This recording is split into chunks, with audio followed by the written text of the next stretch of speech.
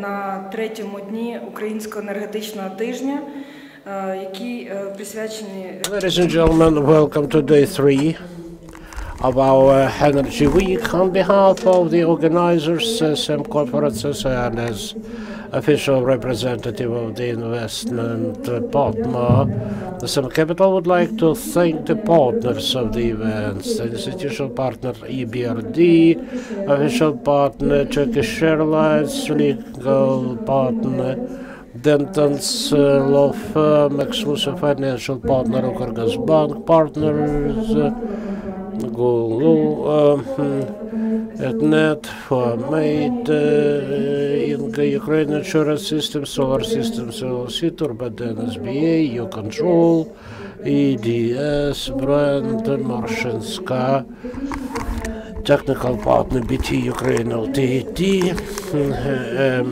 exhibition partner Energosystems, medical partner Boris Clinic, hotel partner Aloft with support of Naftogaz of Ukraine, Ukrainian Wind Energy Association, General Information Partner BK Ukraine, General News Partner Interfax Ukraine, Radio Partner Voice of the Capital, Information Partner News One, Exclusive TV Partner, First Business Channel, International Media Partner,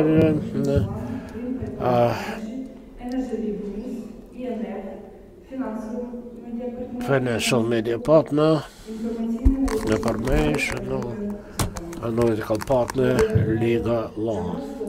Media Partners, Focus Magazine, Новое Время, Энергобизнес,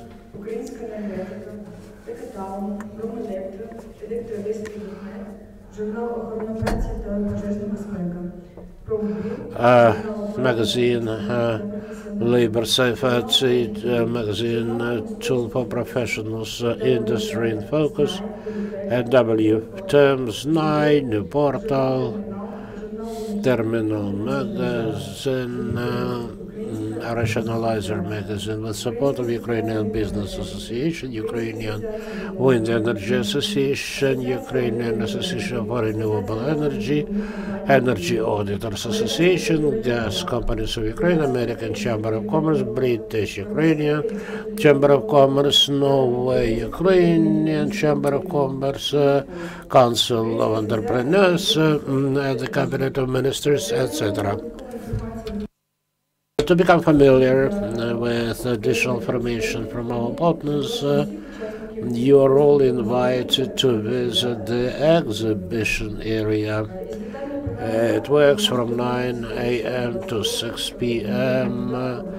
To learn more about the schedule and the agenda, you can use your mobile application. So we start the first session called Strategy of Development of Energy Efficiency Sector of Ukraine. I'd like to invite to the States Mr. Alexei Ryabchin, People's Deputy of Ukraine, Chair of the Committee for Energy Efficiency, Committee of the Parliament for Nuclear Safety, Mr. Vladimir Vysotsky, Deputy Head of Department of Environmental Engineering and Project Implementation of Cogeneration Bank, Head of the Department for Innovative Decision, Mr. Konstantin Guragu, Committee for Energy Efficiency of Ukraine, Maria Barabash, co-founder of Alliance of Ukrainian Entrepreneurs. Moderator will be Mr. Pastorenko, Chair of the Association for Energy Efficiency and Energy Savings.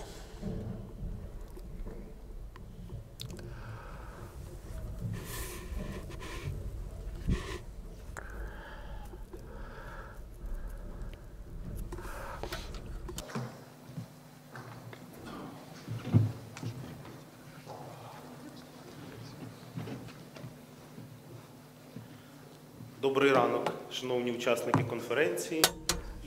Good morning, esteemed participants, speakers. I see we still do not have many people, maybe later on more people will join us. Today it's the third day of quite intensive week, Ukrainian Energy Week. On Monday we talked about oil and gas industry, yesterday about renewable energy. Today I think that we will discuss the topic which is as important as all previous ones, even more than that. I believe that whatever we do in oil and gas sector, all the power plants that we build, wind, solar, all that is done to reduce the energy consumption by Ukrainian economy. This is the key indicator, the basic indicator, and we have to deal with it. That's the global practice to assess the efficiency of an economy, of a country, by this indicator. Unfortunately, now we are in the situation when the energy consumption of Ukrainian economy is several times more than same indicators for European countries. Comparing to Poland, is 2 or 3 times more. What does it mean? To make a unit of product, we use several times more energy than our neighbors using the conventional tons of power. Well, what can we do about the situation? This is what we are going to discuss today. Certainly, we need to improve the energy efficiency in residential housing, in the industry. Of course, serious investments are required for that. Serious specialist legislation are required. We need to harmonize Ukrainian legislation with EU directives. And I think all these topics will be tackled with today so that we can at least have a general picture where we are and where we are going. I think the floor first should be offered to the representatives of the government. Unfortunately, Mr. Repchin is late, so we can invite Konstantin Gora, who is the counsel to the government of Ukraine for matters of energy efficiency. All right, so here is my presentation. Thank you. First of all, thank you for the invitation, for this opportunity to speak. I fully agree with the statement that the energy efficiency and strengthening of energy security are key issues for Ukraine because of many reasons. And one of the most serious issues here is reduction of natural gas consumption. How can we achieve that? We can, one way is to develop the renewable energy, generating the power and heat from alternative sources, and by increasing the energy efficiency. So in 2014, the government tried to see what has to be done to achieve the desirable results. So two national action plans were adopted, one for energy efficiency and another for renewable sources. So according to this plan, 12% of consumption should be covered by renewable sources by the year 2030. In addition, we have energy strategy of Ukraine until the year 2035, which envisages that 25% of energy balance will pertain to renewable energy. These plans are ambitious. Of course, huge investments are required to fulfill this national action plan. We're talking about 10 to 11 billion euros to meets the objectives of national energy strategy, we should talk about 20 billion euros. Talking about the energy efficiency and the need to modernize most of residential stock in Ukraine, we would need up to $100 billion in investments. Of course, that's a lot.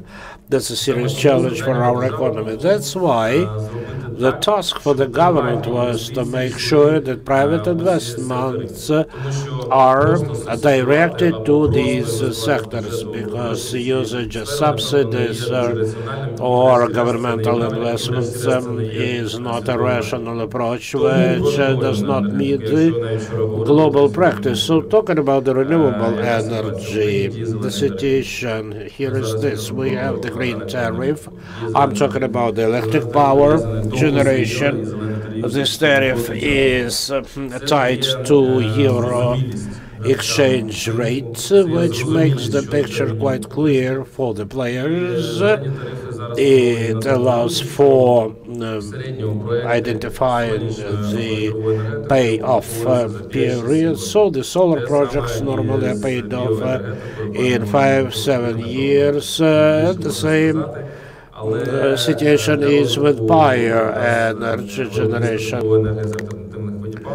As far as heat production is concerned, we initiated a law providing for clear tariff at level of 0.9 from the gas tariff if the biofuel is used. All that generated certain results. We have serious increase of capacities of alternative sources. We were talking about 32 megawatts in 2015, 130 megawatts in 16, almost 300 megawatts in 2017. The first 3 quarters already, the indicator is 67 megawatts. So actually the capability is double every year. The same applies to the heat energy. 2 gigawatts of heat generating facilities were commissioned. Another important topic is use of the waste to generate energy. Ukraine salvages more than 90% of the garbage, and 90% of the garbage go to waste disposal sites. Although, according to global practices, the situation should be absolutely opposite. And if we use the garbage as energy resource, we will be able to substitute up to 1 billion cubic meters of natural gas. That's a huge number. Of course, this will not happen tomorrow. For that, we need to have proper legislation, because we are aware of the negative situation concerning the law on garbage treatment. We do have the law, and the garbage treatment plants, by some reasons, are not built, and we know the reason why. That's why we actually presented the concept of amendments to the legislation concerning the waste for energy. And now we are looking for support of the executive authorities and the parliament to make this happen. Well, Ukraine has not a very specific, special situation. Yes, we are developing the energy efficiency, and we, as agency, often receive requests from the industries who want to invest, but they need to see where they should invest. So one of the problems that we've identified is that we need to have a pool on investment bankable projects. And in order to put this pool together with the technical assistance project, we created WEEK platform. This is a platform now has more than 100 projects. The information on developers is available, publicly available, so any investor interested in Ukraine may visit this map and can visit this map. It's free of charge. This information is available in Ukrainian and English, so any investor may enter this map and take a look. 79 projects have already been implemented. And now the topic, the direction that we support is the launch of the green bonds market, because Ukraine faces another serious issue. Unfortunately, here in Ukraine, we have the lack of cheap and long money, so these bonds could become a tool to revive not only the stock market, but also generate direct investments into energy efficiency projects. The idea behind it is that the money generated from green bonds can be used exclusively for energy-saving measures or renewable energy projects. And now, together with our colleagues, including UKRAINIan Bank and UN, UNDP, and GZ projects, we're working on drafting the relevant legislation and the roadmap, which would allow for launching this market in the nearest future. And I think probably tomorrow we would be able to discuss not only the issuance of sovereign green bonds, but also the issuance of municipal green bonds, because we know that after the decentralization, a lot of money is left with the local budgets, and this money is not used efficiently. So this bond market would allow for opening new sources of funding for green energy projects. Thank you for your attention. Thank you. Are there any questions from the floor? I think we have time for one question now, and then we'll have a Q&A session later. All right, no questions. Thank you once again for the interesting presentation. I agree. Ukraine really has made great progress in development of alternative renewable energy. New players appear, new technologies show up. The waste processing, unfortunately, with this, we have the disaster because there is no proper legislative field which would provide for clear rules of the game.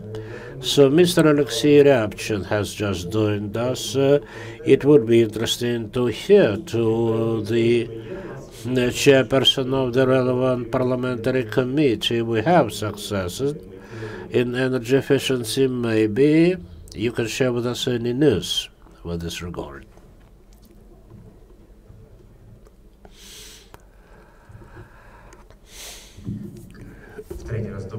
Well, good morning once again.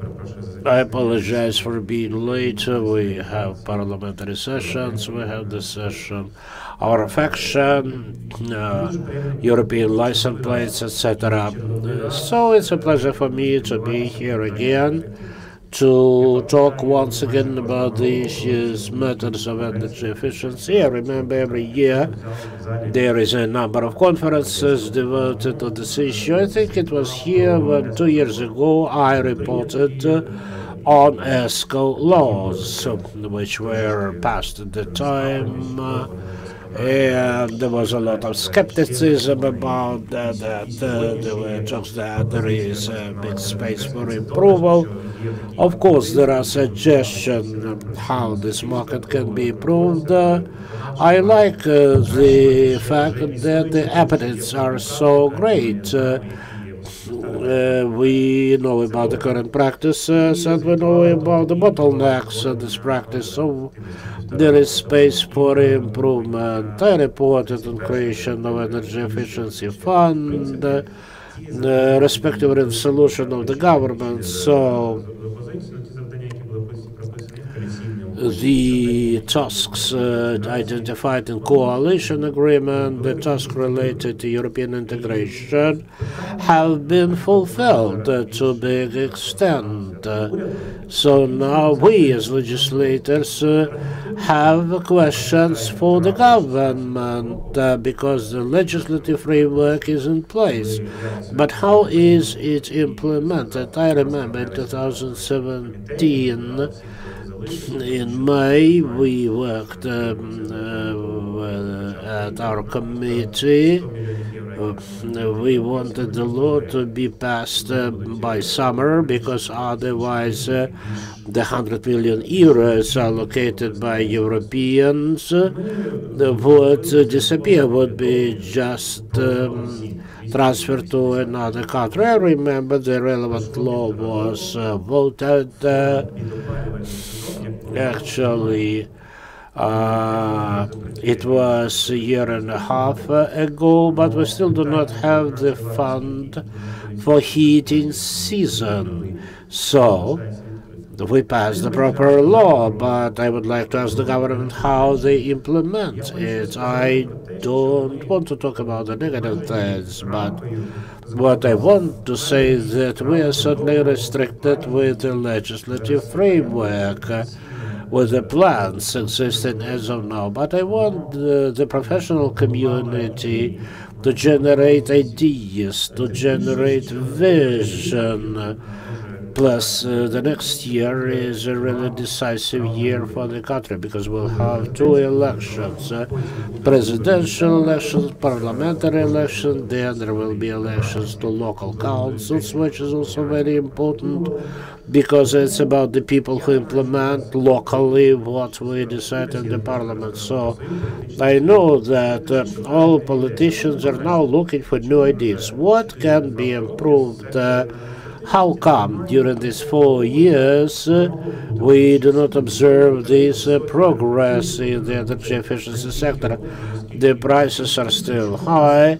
The energy efficiency should really pay off very good dividends, but by some reasons municipalities do not allocate funds to modernize the existing buildings. Well, we can talk about political will, but the politicians would ask, what can be improved?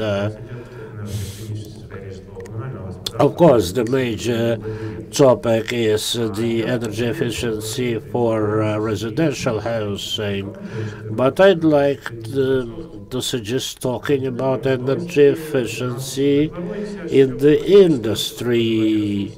Yes, they report the reduction of energy consumption, generate nice graphs and diagrams, but if they do not consume energy, if they do not consume resources, that means it's stopped, rather than it is developing, generating new jobs, new products, etc.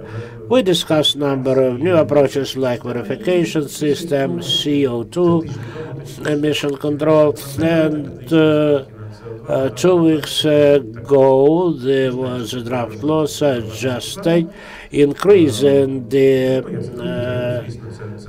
rate of taxation of CO2 25 times. In fact, why this suggestion appears? It's not about the sound industrial policy, it's just about fiscal replenishment of the budget. Maybe they just actually create these Excel sheets for IMF to show that the government can generate additional profit or proceeds from taxes. But I think there are many good alternative decisions. After adoption of 27th Directive for Energy Efficiency, there are many other things that can be discussed and proposed to the Parliament concerning energy efficiency. Another issue that has never been tackled with is the energy efficiency in transportation and transport. Now there is a discussion about legalization of European license plates. That's the only issue about the transport. But we have huge dependence on import of the fuel from Russia and Belarus. 80% of our fuel is imported from the country which is very far from being friendly to our country. I am from Donetsk, so for me it's a very painful issue, but we have this huge dependence and we are still increasing it.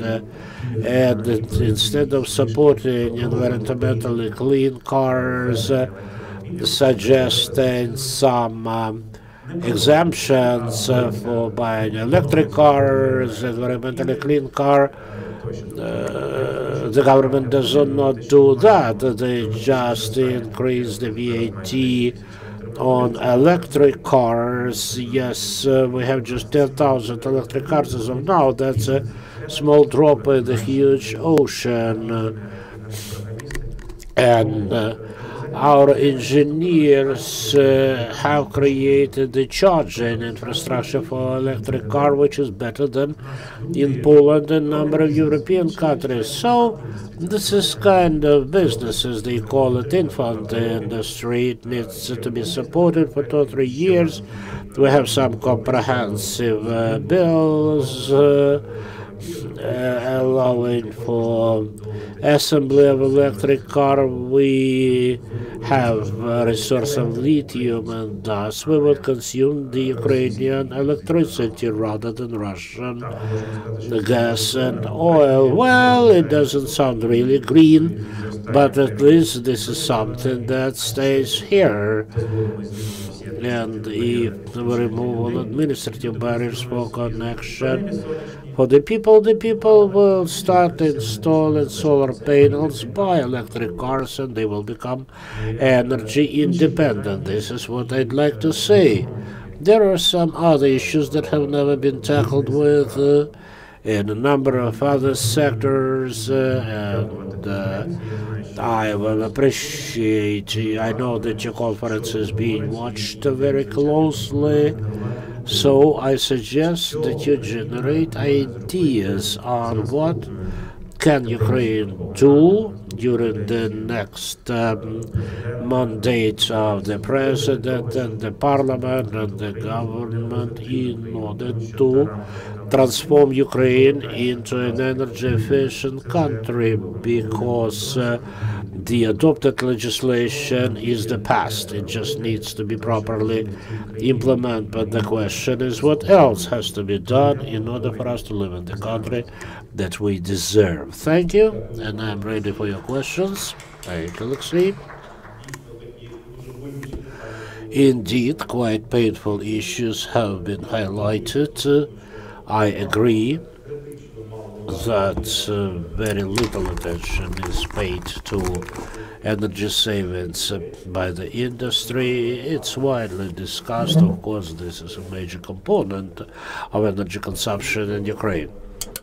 I totally agree with the notion that we need to do everything possible to advance electric transport, but I would also add municipal electric transport.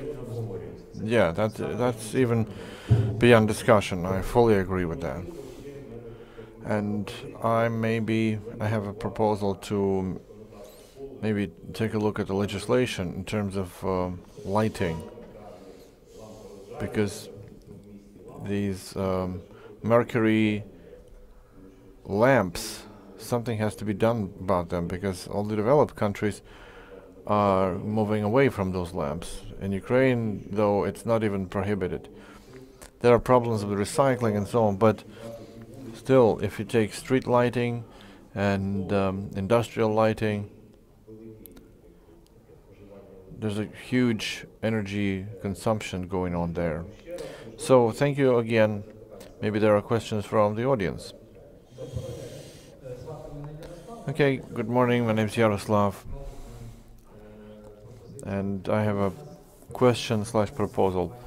When are we going to start sorting domestic waste? My wife sorts out the trash in categories, and I go three blocks away to dispose of it. That means I spend gasoline. I see specific containers for paper, and people throw glass into there and metal, everything. Let's do something about it. People are ready to do that, but not all of them. I agree. I would answer and start with energy efficient lamps. I'm the co-author of draft bill together with Mr. Cherkashin, but this draft bill was never even introduced for the vote. Do we need do we really need a bill to replace the energy to replace lamp? I assure you, if there's a political will, there's a prime minister stands up, hits the table, and on Facebook stream says, "This is the energy efficient lamp." So first you and I installed this lamp, and shows how he will screw in the lamp in the cabinet ministers. This flash mob will go down to the local level. That means political will. If the leadership shows, and you don't need the law for that. But what you say, I agree. The government should set an example, start with themselves. When you increase the tariff, it's a politically difficult decision, but it's just a technically executive order, pay more. But to force the government, the leadership, to start with themselves to be energy efficient, to set an example, that's the best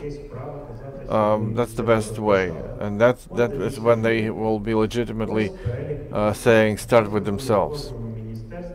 This is the list of ministries, and we ran energy audit in every ministry. This minister, this minister, this minister consumes the most taxpayers' money because they are sitting in non-energy efficient building. Maybe this is a historic building and has some historical value. Okay, no problem.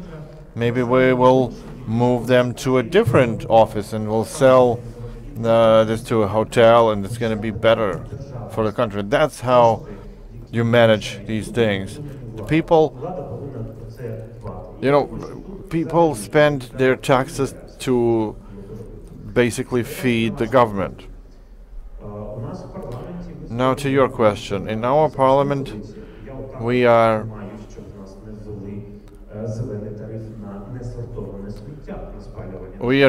defending against the government. We don't need some lobbyists. They say, let's introduce green tariff for non-sorted domestic waste. Sorting, processing, it takes too long. Let's burn everything. Let's produce electricity and heat. It's going to be cheaper than the regular gas, natural gas. We will save gas. Not like Mr. Galtucha says. Just burn everything, and it's going to be great. So we're now defending against this initiative. There are other people who say, let's tax the packing companies. All the packaging harms the environment. Let's tax them.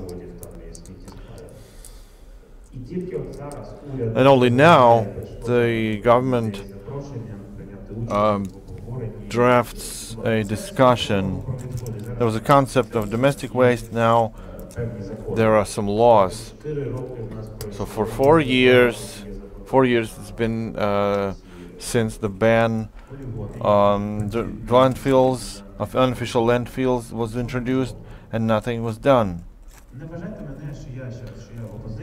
No, don't take it as a criticism and opposition. No, that is a valid argument. So I invite you to my office. You see how much assorted paper and glass because we always use glass bottles, not plastic bottles. And how much of that is left, and we will remove it together with my assistants next week. So that's, we're going to show, set an example. I think it's something that we can do in a year or two and show real results.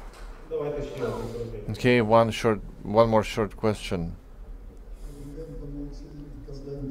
Anatoly Kozlenko from University of Technologies and Design. Thanks a lot for being present on this event and participating in discussions, because some people speak and then go. I will also go because there will be a session in the parliament. Look, I have a question. Among all the problems that you listed, the residential housing, industrial lighting, but there's one more thing. The energy efficiency in higher education establishments, 600 of them in Ukraine. The total square is 20 million square meters. They are freezing for several winters in a row. Polytechnica and so on. I sent you a concept together with the Chamber of Commerce. We did several steps to decrease of cabinet ministers, and you responded. At least do the monitoring. I understand that it's difficult, but the Ministry of Education doesn't have the sector of energy management. Konstantin knows that there was a decree of cabinet ministers, and it says that there must be 20 million on the energy efficiency balance sheet. There's just one person managing that. Help us start at least monitoring of energy efficiency. You said the ministry and university. How much the university spends for every student? Let's postpone it to discussion because we have additional speakers. But Alexei will go. I wanted for you to say a couple of words about that before you go. Okay, Konstantin wanted to comment on that or not? Not anymore? Well, I am from Donetsk National University, and there are 17 facilities that are not heated. I tried to get in foreign investments and foreign donors. They introduced a lot of grants.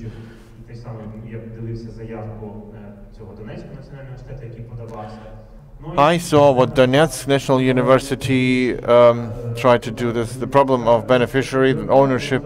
So it's within the bureaucracy. It's still nowhere. It's still not resolved. For me, universities are the state because they're in state ownership. For them, energy efficiency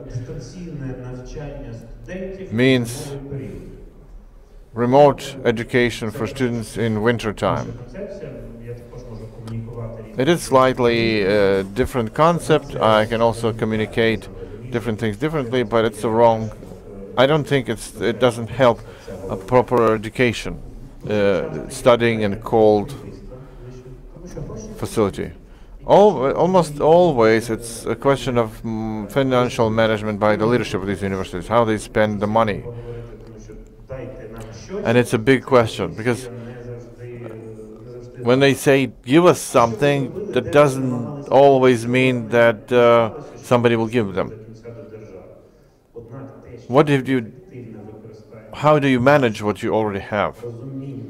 Ineffective use of facilities and misunderstanding of that they have it. When we did the energy, the bill on issuing certificates, ABCD,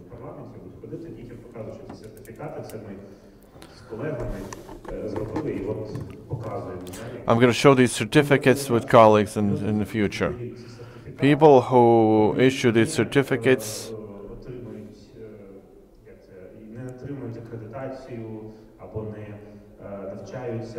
they get accreditation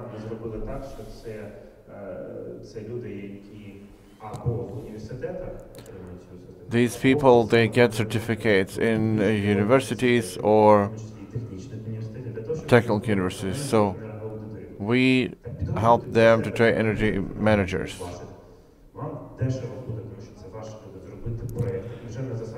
It's going to be cheaper because it's your projects, and it's much easier to find money.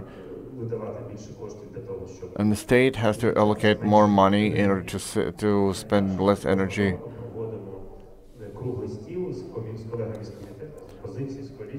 Not like every year we do a round table with the government demanding 100 million for loan credits, but they give us 50 million and we think it's our joint victory.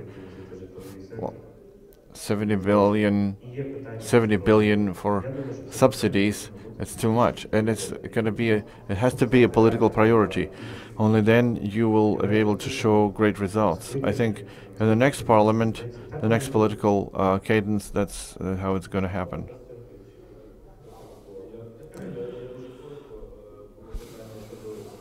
There was a question regarding domestic waste. Do we need to sort out the domestic waste? Yes, but put it on the record that there won't be any waste processing projects if those projects are not going to be bankable, if these projects are not going to be economically viable. We have the concept already, but the new processing facilities are not being built. Why? I have an answer. Because the existing law doesn't provide them feasibility. They're not bankable. So what do we change in the law to have the economy? I'm not saying that we need to introduce green tariff, but we need to provide economically viable conditions for this sector to develop.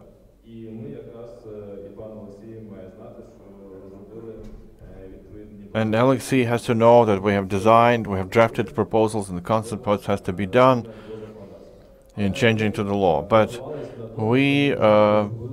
initially we designed a financial model of building this trash processing facility for an average city.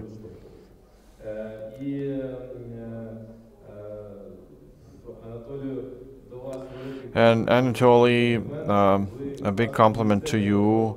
Your university is not profile university. You don't deal with energy, but you are the locomotive, and you raise this issue all the time. Of course, everything starts with ourselves, right? And you opened the Center of Energy Efficiency. So yeah, we have to start with ourselves. But just recently, investors came to us who want to install a solar farm on the roof of one of the universities. And there's a problem there. There are barriers, because it turns out that to allocate this roof for rent, it's difficult. And the rental costs 1 million hryvnia per month. So we need to review somehow certain approaches so that we will be able to do normal projects in energy efficiency.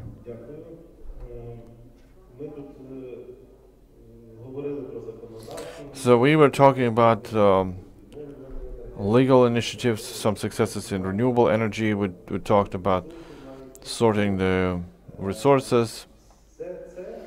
All of that requires colossal investments. Those can be private investments, public money, international donorships. I think we need to focus on that on that issue, and I suggest to talk to Ukrgazbank representative Vladimir Vysotsky, who will tell us about the investment products of the bank and ESCO mechanisms, because we didn't talk about it today. As far as I know, it's been about 100 ESCO contracts signed in Ukraine. Thank you. I thank the organizers of this week for the opportunity to speak and present some ideas of Ukrgaazbank that are directly related to businesses and energy efficiency. So I will start with general things that are, I think, important. And that pertains to the question how the humanity will tackle global warming. What are the strategies? And that makes us want to understand what is the place for businesses in all this. The only strategy that is chosen to fight global warming is the so-called tariffication of CO2 emissions. Why is it the only one? Because it provides creating positive conditions and positive environment for those who drive down the emissions and creates negative consequences, material consequences,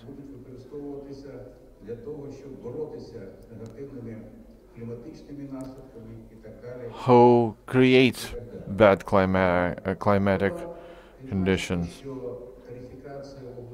So tariffication of CO2 emissions is a problem that almost all countries are trying to do something about, and there is now association of leadership in tariffication of CO2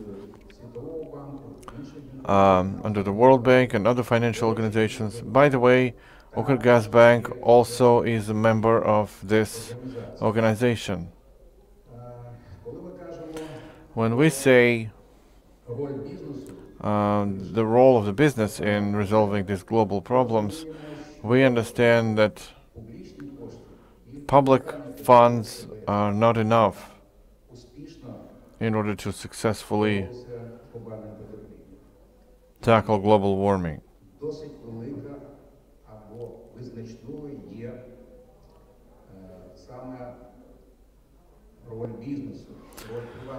So it's largely the role of private businesses.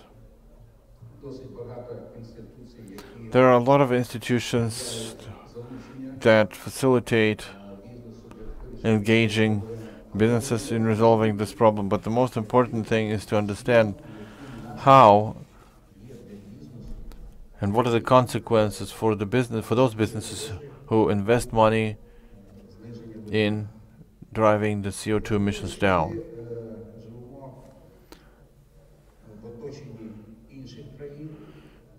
We are living in a community of countries who are also trying to do something about the global warming.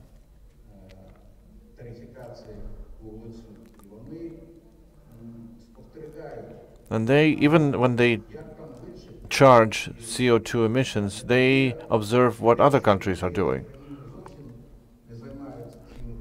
Some countries don't do anything about it.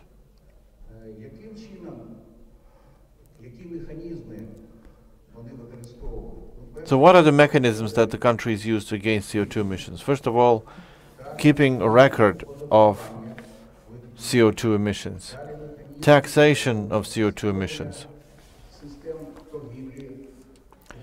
creating the quotas trade systems, quotas for emissions. And that creates the foundations of this carbon pricing.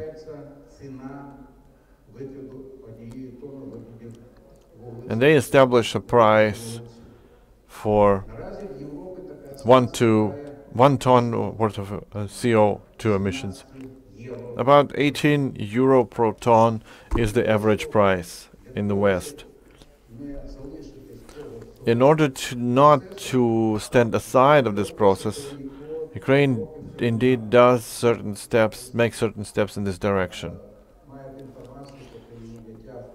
you have the information that the draft bill that increases the environmental tax from 41 cent to 30 hryvnias.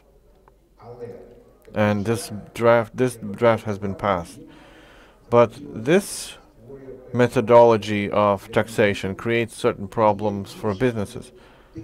There are more productive ways to resolve the same problem. Is the system of trading the emissions. So the cabinet minister just recently submitted a draft bill on monitoring and verification and reporting of CO2 emissions. And implementation of this law, creation of such system, will enable us to more effectively battle CO2 emissions. But there is another problem. In Europe, in the US, and other developed countries,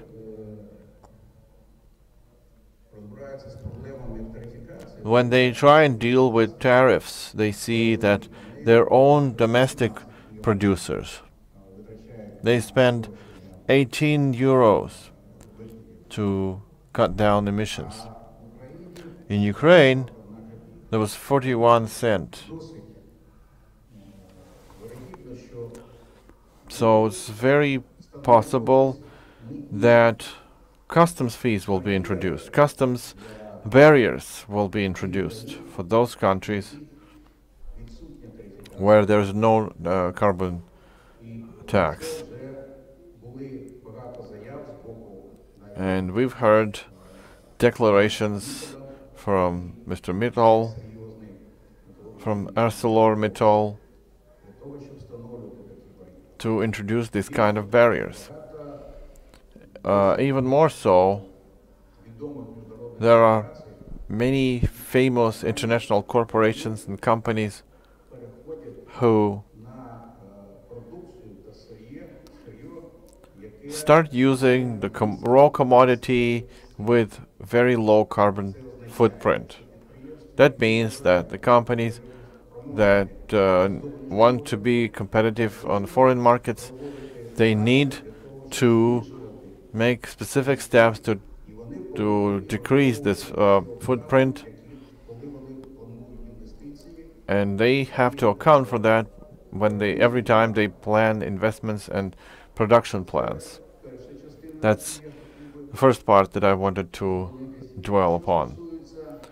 As for such an important instrument of increasing energy efficiency as energy service contracts, with banks, unfortunately, energy service companies, they mostly have not the main means to do that. And of course, it's difficult for the banks to give them loans because there is no mortgage, there is no collateral to put against the loan. And we're working with that. We think that it is the mechanism of energy service, which means that energy efficient activities are conducted on account of the future savings. And the future savings is the only source for payments for these measures.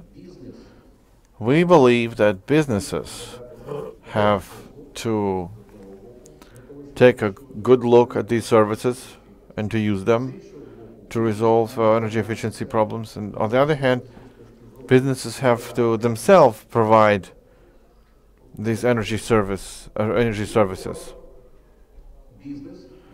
Besides, businesses have to use this mechanism in order to solve their own energy efficiency problems, because such mechanism doesn't require additional investments or doesn't provide additional investments on energy efficiency from the contractor. On the other hand, about energy efficiency loans, we recently gave a loan to one project in the city of Dubna, and it's a project of a school refurbishment in order to increase its energy efficiency, and we have used blank credit. It was a small loan, somewhere 50,000, but for small municipal establishments, that is enough to install their individual boiler and to increase energy efficiency in heating of this establishment. We plan to give loans to several other municipal facilities. We believe this is a very effective line of projects. Of course, there are some legislative barriers for this kind of work, but with the help of Alexei, we will try and solve them and remove those barriers. And the banking system will be able to give large loans to energy service.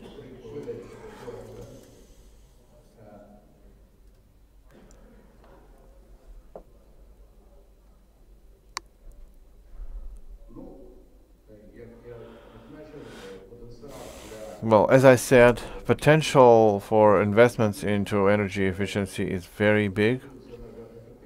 As for energy efficiency of sources, 35 billion, residential sector 12 billion, utility sector 4 billion. And there is a problem when businesses underestimate the opportunities for energy efficiency. When they increase their production or when they scale up, and this underestimation results in 50 to 70% of their capital investments.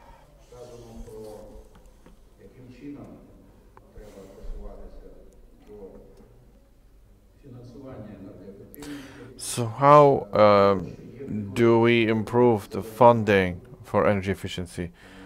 There are green banks being established that provide loans for energy efficiency projects.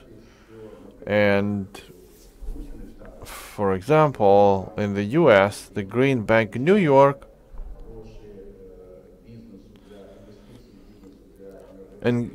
engages the business money to invest that money into energy efficiency, but they are self-sustaining. We are not yet there.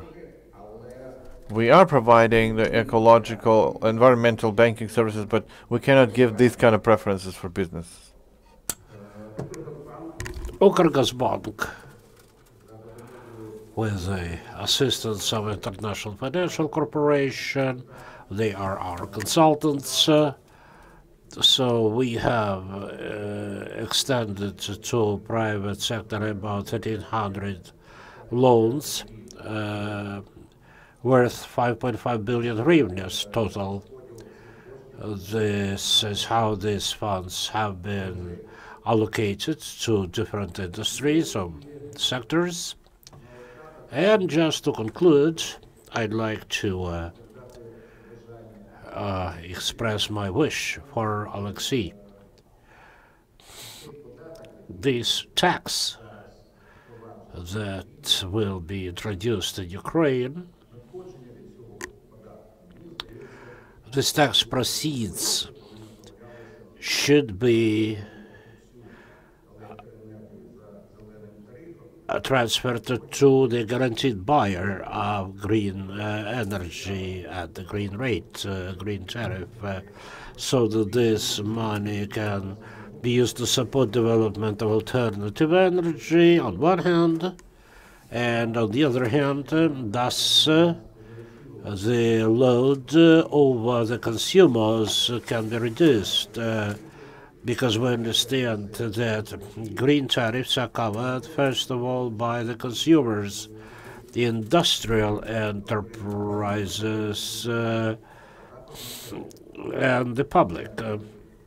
So thank you for your attention. If you have any questions.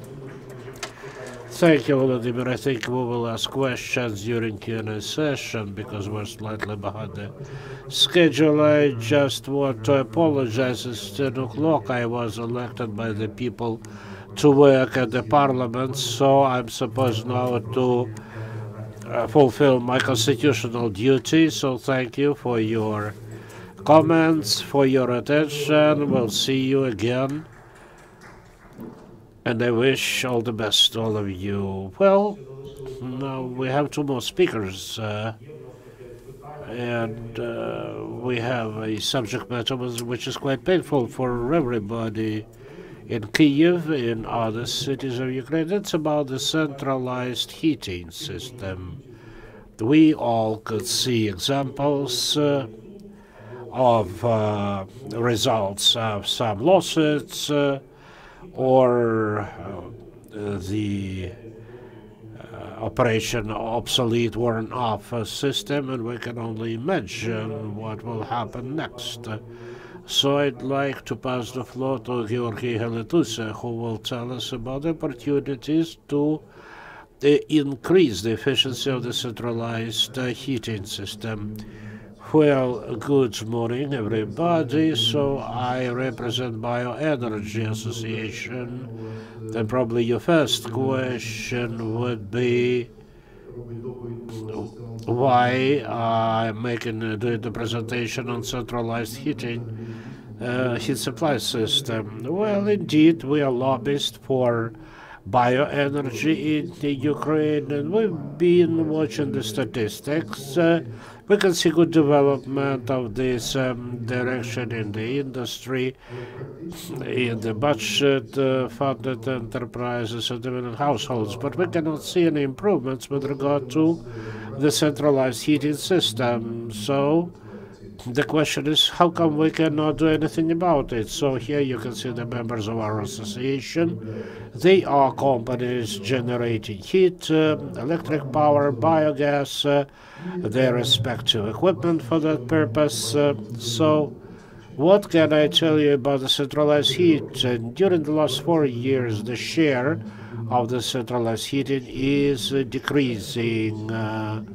It was 60% in 2014, for now 52. Many cities decided to change the heating system. Famous examples are Barghain, Sushgorod. Every year we get more cities. The technical condition of the heat grid network is getting worse. Out of 20,000 kilometers of heating network, 38 are at the edge of emergency. And the environmental condition of the heat suppliers, the financial condition of heat suppliers is getting worse. Now the overall debt to them, uncollected debt, is about 12 billion hryvnias overall. So if these trends continue, we will run the risk to not to have any heating system at all. So what should we do about it?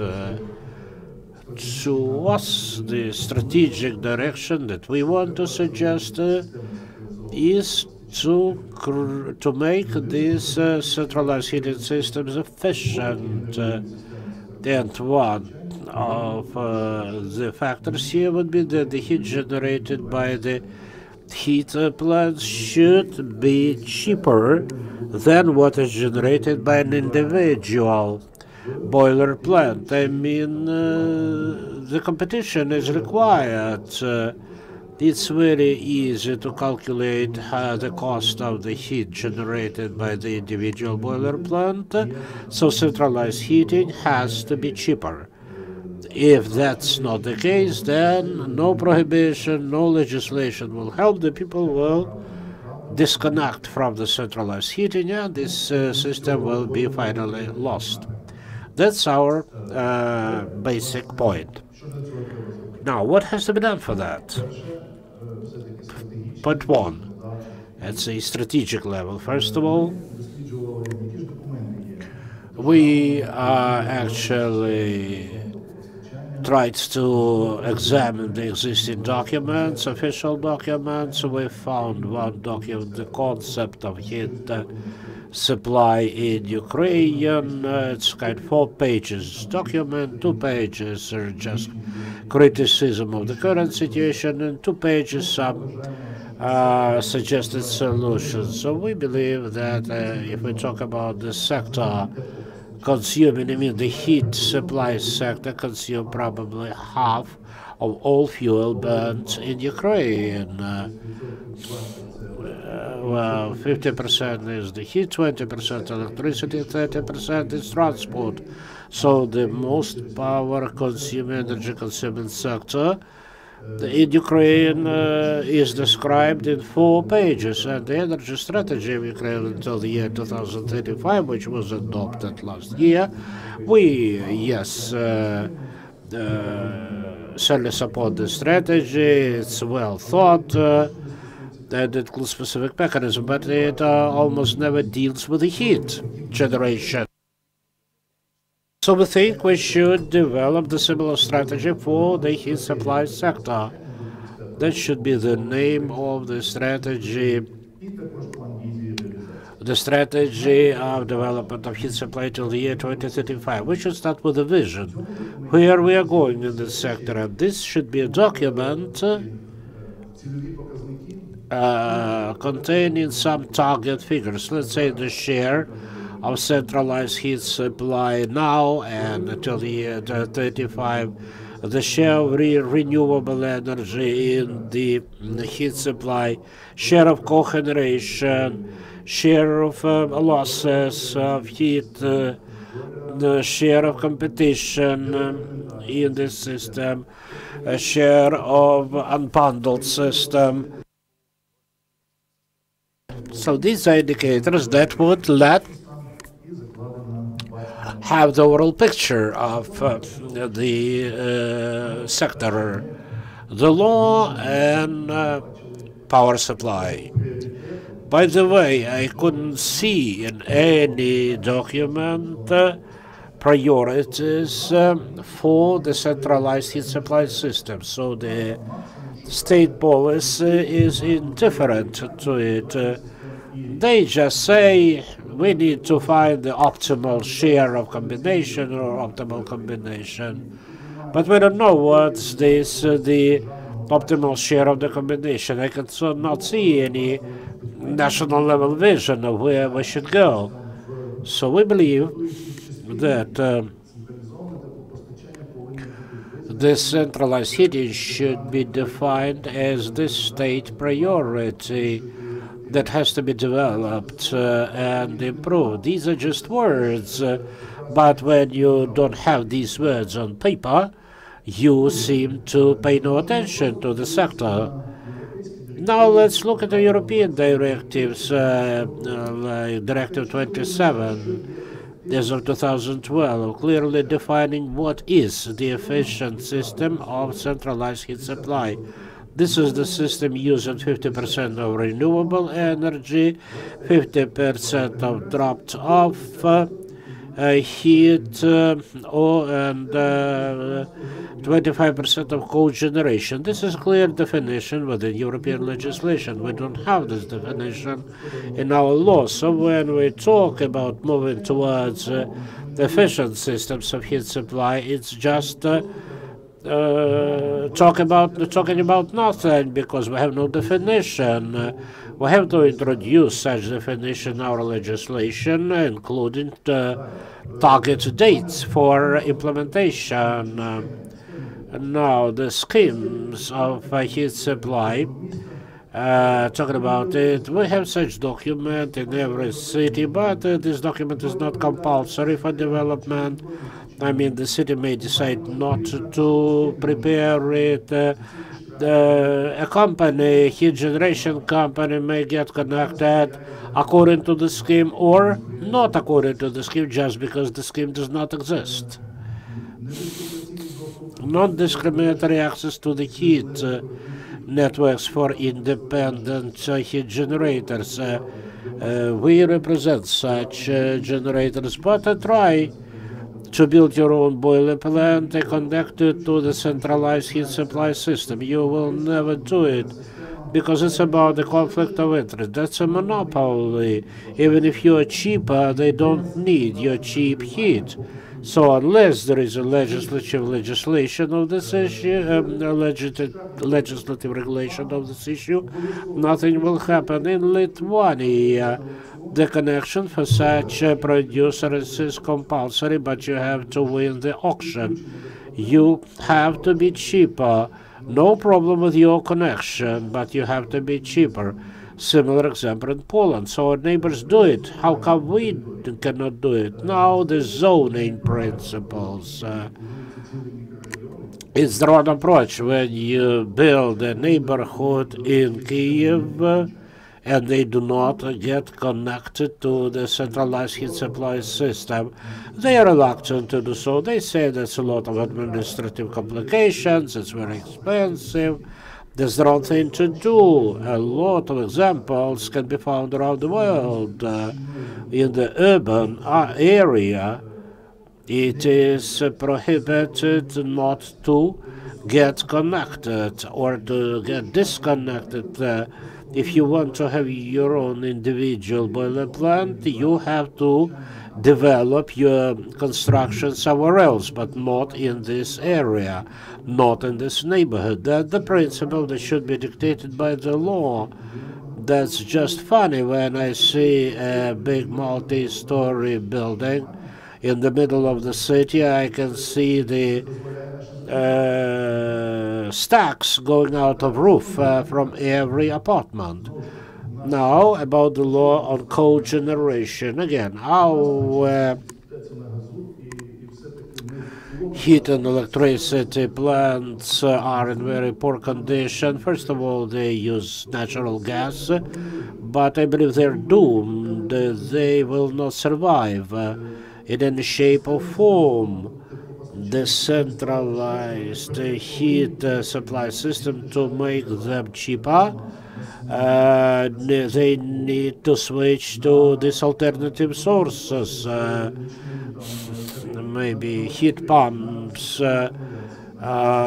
systems, accumulation system, cogeneration system. They need to use more efficient approaches to make it work. We need the effective law on cogeneration, not an abstract law like we have now, but the really working law.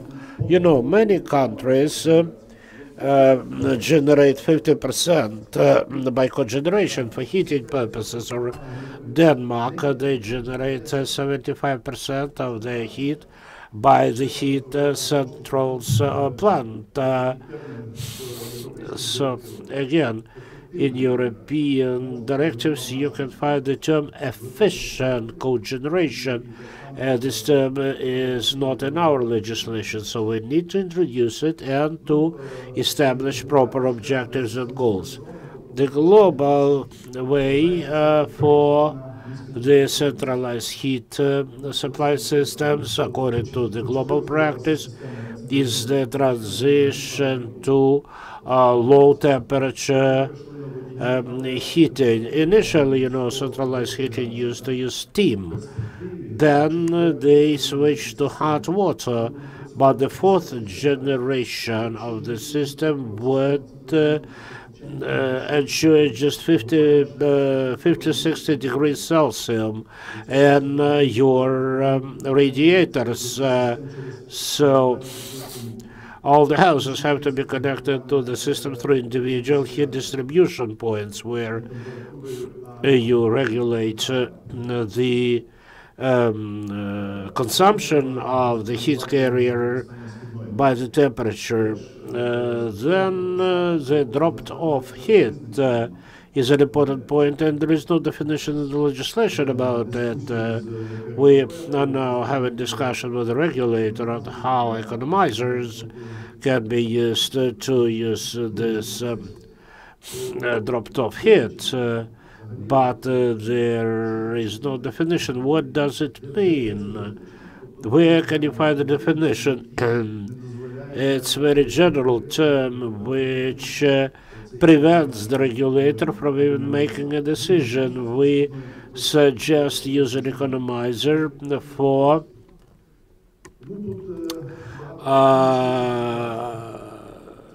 which would be based on using the smoke gases, but still they cannot approve it. Talking about methodologies for heat supply, it's almost Soviet. It does not consider any gas prices, any European trends, terms. We need to just rewrite it all.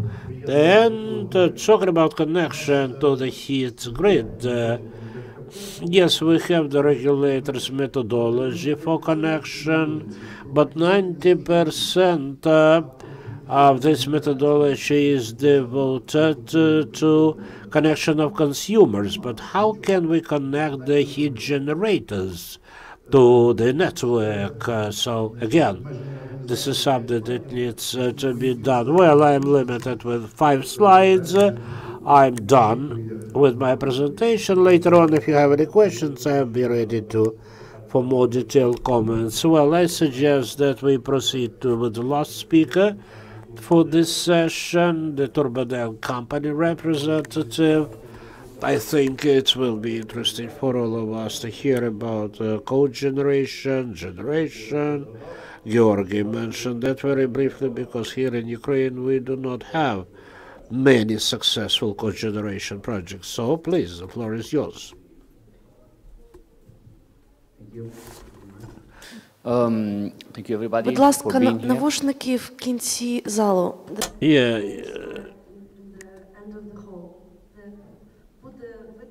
Yes, the speaker will speak English, so they will need the equipment for simultaneous translation.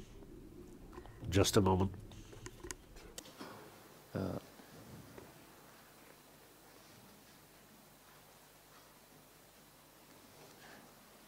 Do you want to speak in Ukrainian? I cannot speak, but I have a colleague of mine.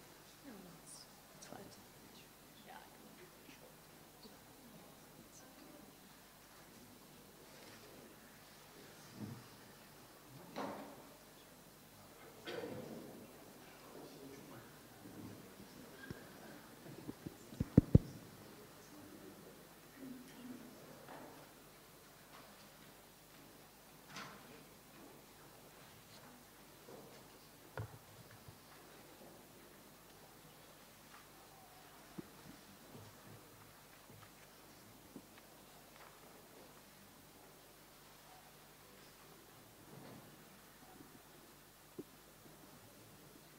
I think we can start presentation, so you don't have to wait for everybody. Okay, thank you. Yeah.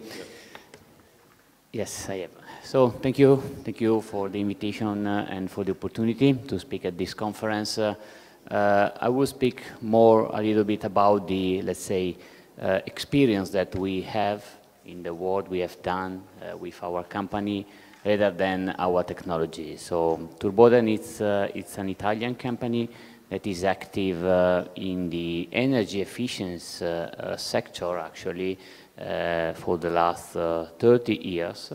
And what we have seen in this sector, in the energy efficiency, is that we saw a very tough and competitive growth in the market, actually starting from a very small pilot plant around the world, where the private investors, but also the municipality, the government, started to look at the possibility to improve the efficiency in their incinerator, in their heating system, distributed heating system for the municipality and for the city. They started with the pilot plants in order to set up some legislative and some feed-in tariff in order to stimulate the market to grow, actually. The main question that we have to put on the table, to ask to our political people, but also to all the industry and the public sector is what is actually the price that we have to pay today, but we will pay in the future for the CO2. For 1 gram of CO2 emitted into the atmosphere, what would be the price? It's been a good conference, this one, where we have spoken about the movement, the improvement that we saw in the different countries, like in Italy, for instance, for the biomass, in Germany, in US, in France, and we have seen and we are seeing every day what is happening if we don't care the forest, for instance, if we don't care the waste treatment plant, if we don't divide or recover the plastic, for instance. So the main question that we have to ask is what will be the price that we have to pay for not taking care about that in the future. Of course, the technology has a cost, has a big cost for the society. But the cost that we can pay now, or we cannot pay now, it will become a bigger cost in the future. That's the main reason. We have to improve efficiency of the residential complex, the residential house, the condominium, the light on the street.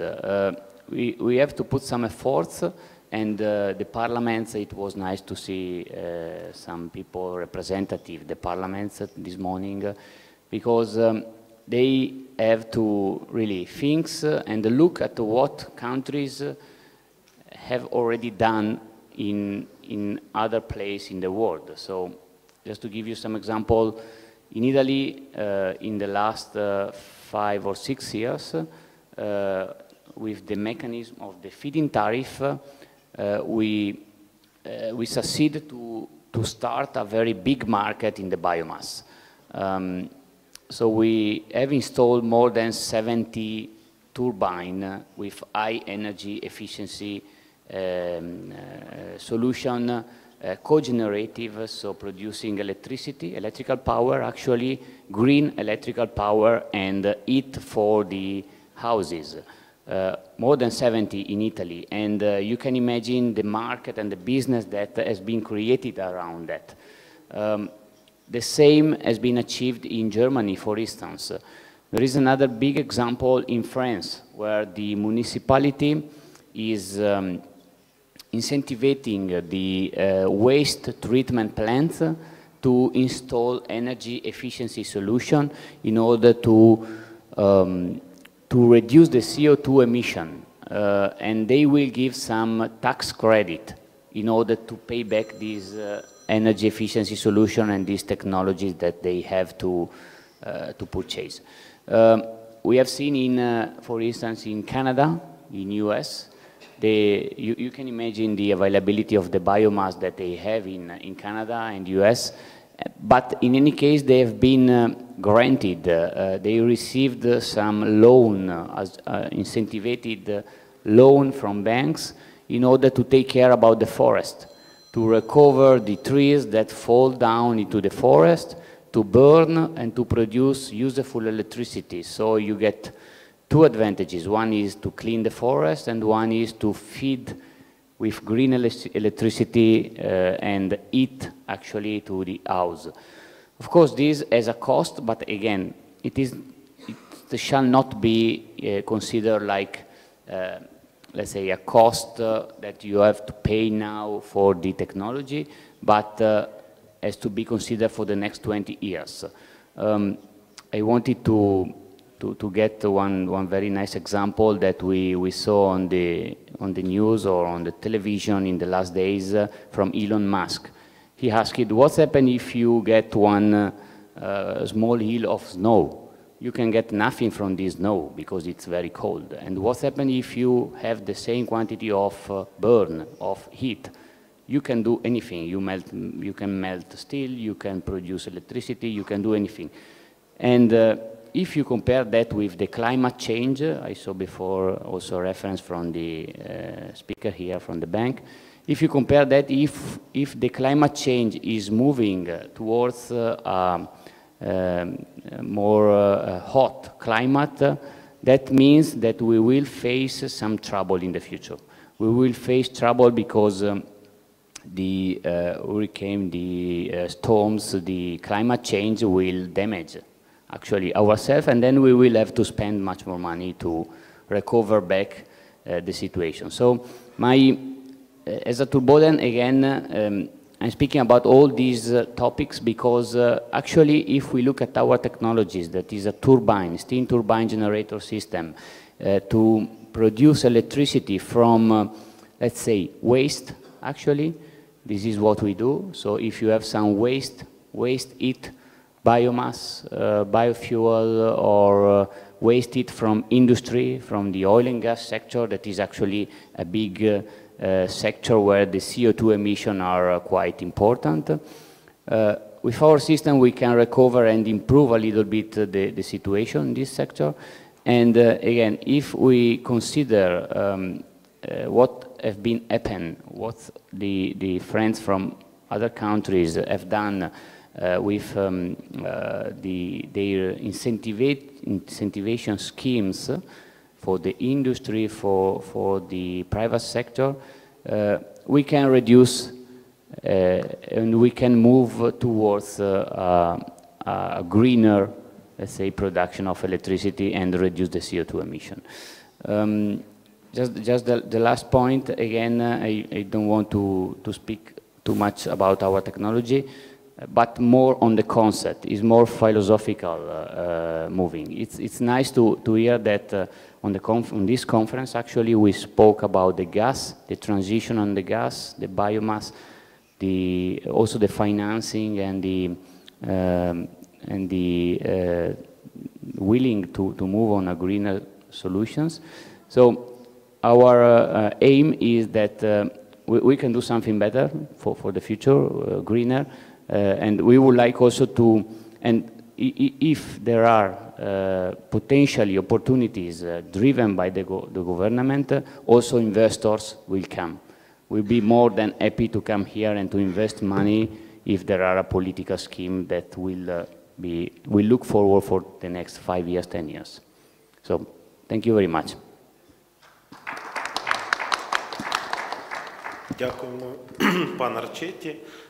Thank you, Mr. Arcetti. We still have the last floor from organizers of Turboden has a big experience in doing the energy efficiency projects, and after, from our point of view, from organizers, as energy efficiency topic is the third day of our energy week, but I think that next year we can do it, and we should do it the first day. Because 2 years ago we've organized the first energy efficiency forum with 1,500 participants in the hall just next to this hall, and it was presented the new energy efficiency fund for Ukraine, with the participation of Prime Minister Mr. Groisman, 3 Vice Prime Ministers and 7 ministers on the one stage. So we had such big support of our government for energy efficiency. And unfortunately, till this time, we're 2018, the fund doesn't work. And we have all the donors, funders for this topic that are ready to invest millions of dollars, and unfortunately, this topic is not under priority for our government.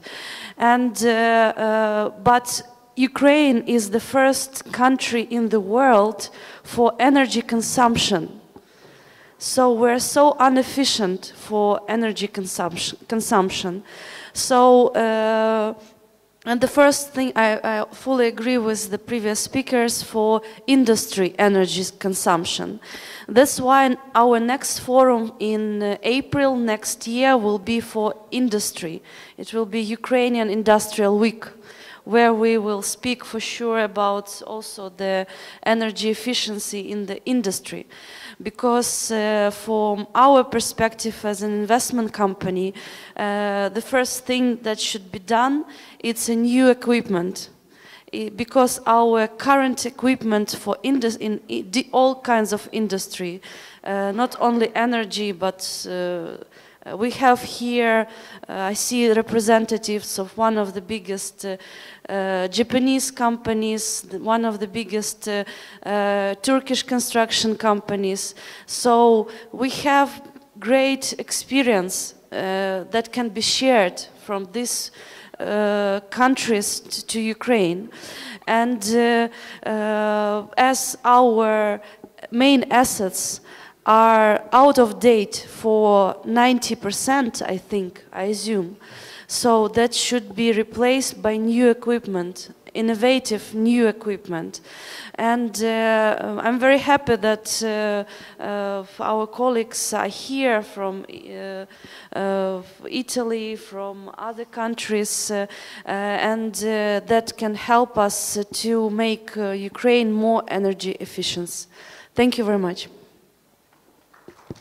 Дякую, пані Марія. Ну, ми трошечки вибилися з графіку, але я думаю, що ще там... We are a little bit late on the schedule, but still we can have a couple of questions from the audience.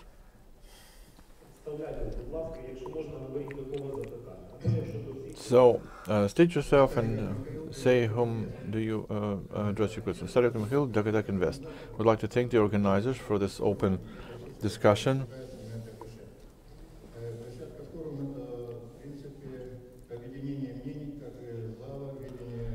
So it's the exchange of the vision of the problems that we have in energy, in legislation, in legal and technological. So it's a question or recommendation to George Gilituha. The central heating systems, they must be dispatched from the central unit, but there's one thing here, is the management system, controlling system. The technologically we should unbundle these big centralized grids and provide a boiler or a heat hub for every house. That's what can make the system simpler. Solid domestic waste. We won't be able to tackle domestic solid waste on landfills unless we deal with a system of transportation from the city, urban transportation of waste.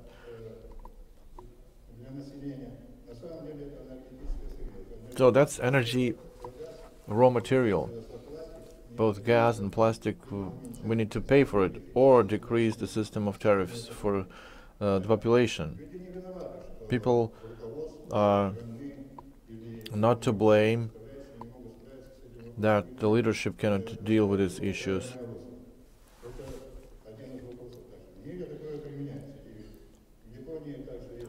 So in Japan, there are such systems. So the next thing, green energy, green tariff. We're talking about cogeneration, everything. Don't install power stations. We have 150,000 tons of dry solid domestic waste and 40 tons more each month, each year. So cogeneration. Our centralized heating systems were designed for centralized heat supply. So when we produce electricity with this heat, that was for electrical boilers. So we move away from the green tariff, but by decreasing the heat supply, we compensate green tariff at the minimal cost. That's my vision for further development of both bioenergy and generation and modernization of heat supply systems in cities. Okay, thank you. Are there any more questions from the audience?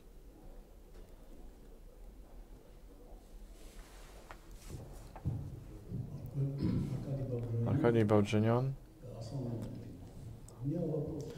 My question to Konstantin Guria, as a person from the government or authority.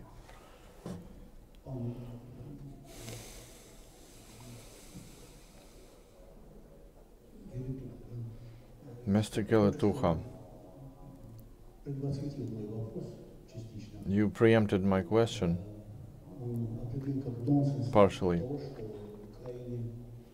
and it basically 50% of heat energy in Ukraine, about 20% of electricity, and about 30% of transport.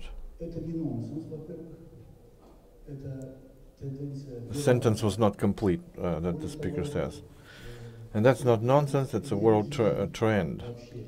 And the structure of energy balance in Europe is 48% of heat,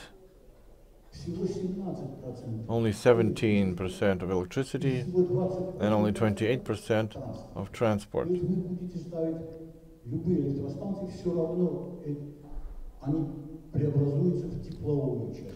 But anyway, electrical power stations, they produce heat anyway. My question,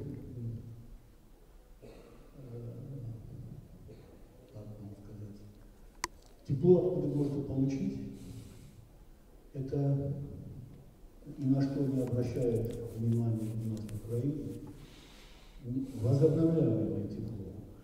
So the kind of heat that is still underappreciated is renewable heat produced by solar heat stations. Something that is not even discussed in Ukraine. And it's not discussed even on a forum like this.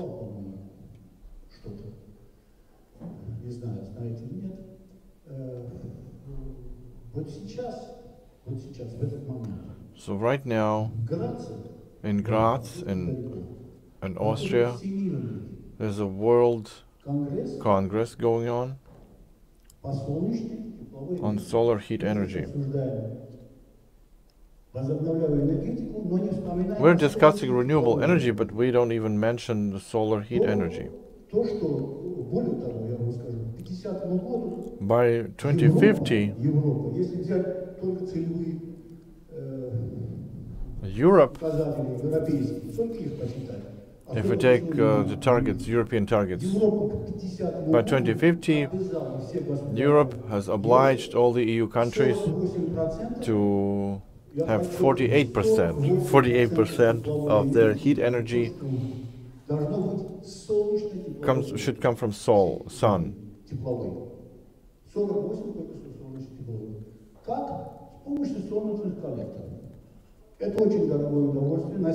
That is a very expensive luxury. But in Graz, a kilowatt of heat energy produced from solar collectors, not from electricity but from sun, costs 35 cents. The same price as for gas. Solar heat and gas heat cost the same. In Denmark, it's 30 cents, gas 40 cents. So the question, why don't we talk about it?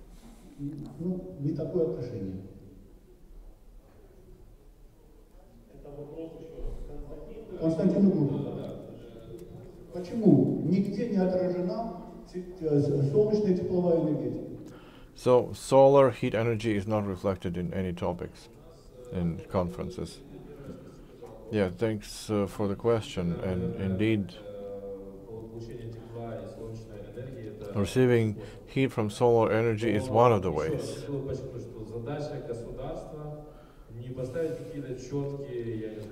But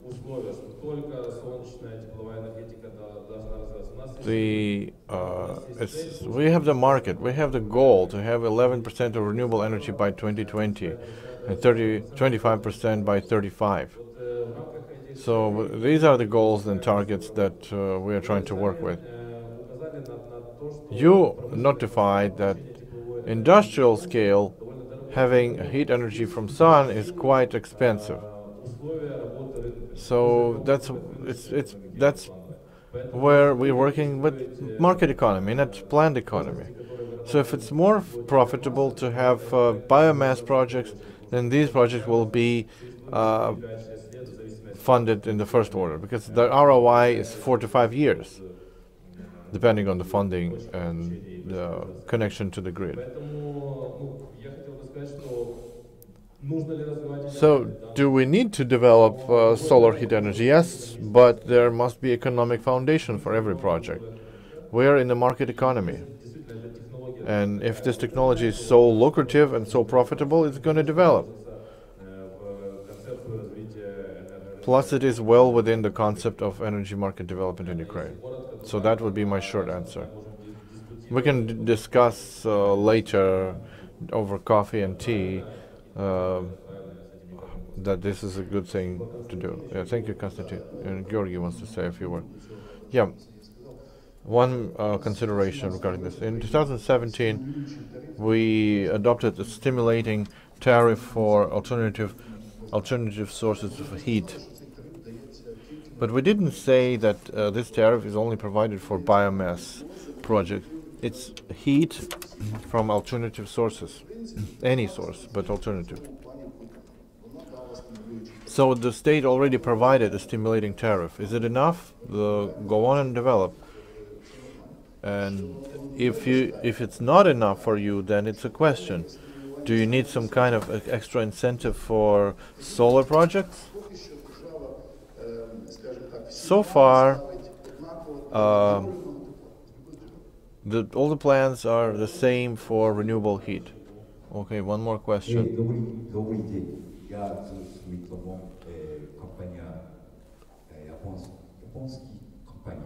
Jewish Sumitomo from Japanese company.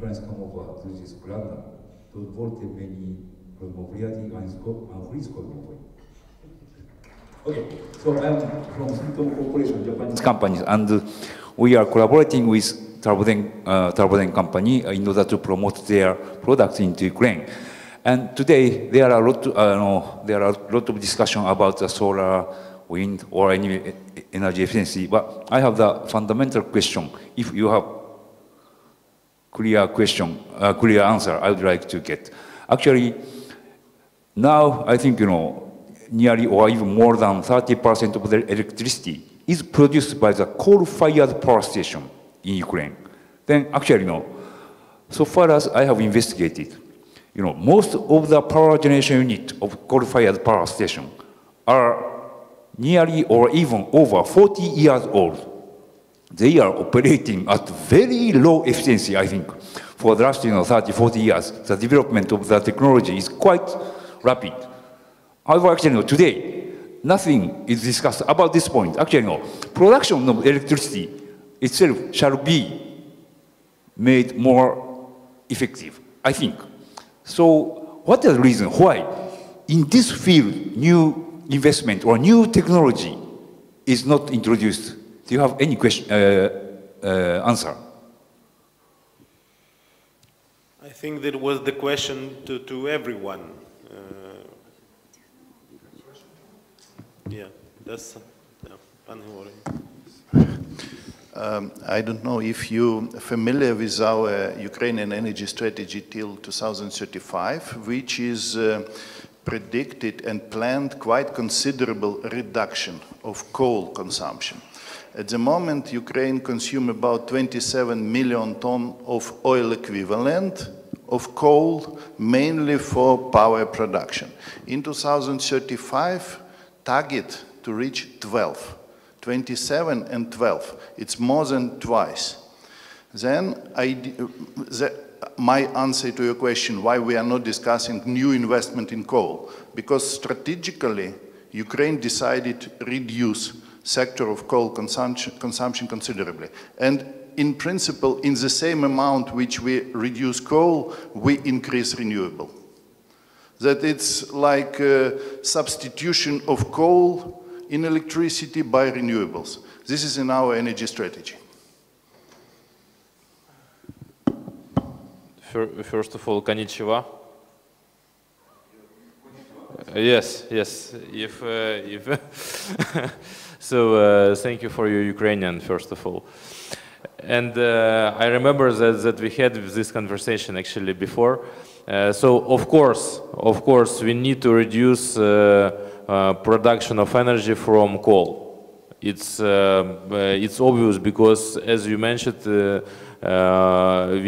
most of facilities which produce energy from coal is very old, like 40, 30 years. So yes, according to our strategy, we have to replace these stations with renewables, of course. It's from one side. From different side, we have to understand that from economical point of view as well, the price of coal going up. And efficiency of such stations is very low. So I think that it will be one day when renewables could be competitive with coal stations in generation of electricity and heat power. And that will be the main driver for replacing all these old-fashioned coal stations by new renewables stations which produce heat and electrical power. Thank you. Я думаю, що у нас є ще час для одного питання. Там от була. And we have time for one more question. Good morning. My question to Konstantin. What do you see the future of nuclear energy in Ukraine? That's an interesting question. We know that more than 50% of electricity is produced from nuclear stations. And quite a lot of discussions, do we need to build new nuclear power stations or add to the new blocks? My private idea is that already renewable energy is competitive, is successfully competing with the nuclear. So it's a question about the strategy of the country. Where are we moving? What do we want? I think that we want more green energy, renewable energy, but that doesn't mean that we have to forget about nuclear. And the 50% that is the basis, or 51% that work in that produce electricity from nuclear, they must remain. The question is, do we need to invest into building new nuclear stations, or do we need to invest more in renewable? I would opt for the second option, but that's a discussion.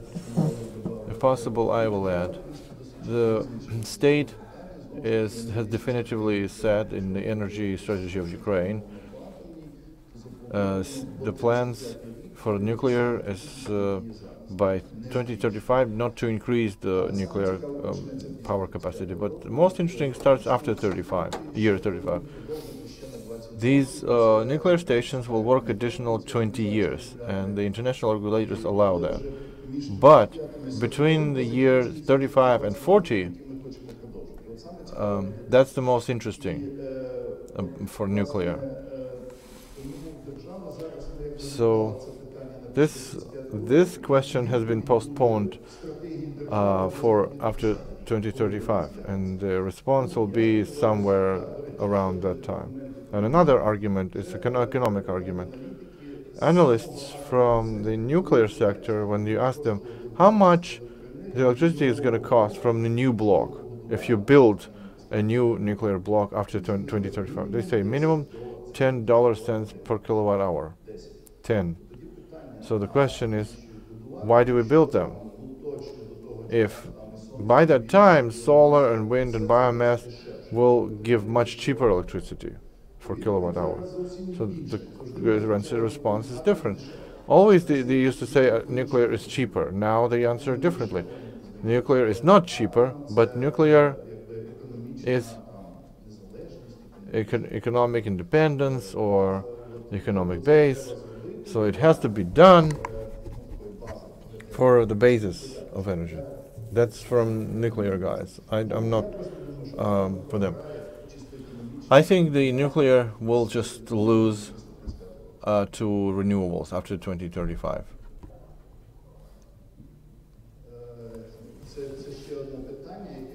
There's another question for this cheapness. After 2035, they will charge us for this, the conservation of these blocks, and that's going to cost. Okay, thank you. You know, every question that we touched upon today is not a question of a separate presentation, but a separate conference. So we cannot tackle all the topics in an hour and a half. I think it was an interesting session. It was far from boring, and I would like to thank all the organizers again for the invitation and speakers for high quality responses and questions, and the audience for participation. Not just sitting there. So yeah, we will wrap this session. There will be another one after 20 minutes. And the last word I would like to give to organizers.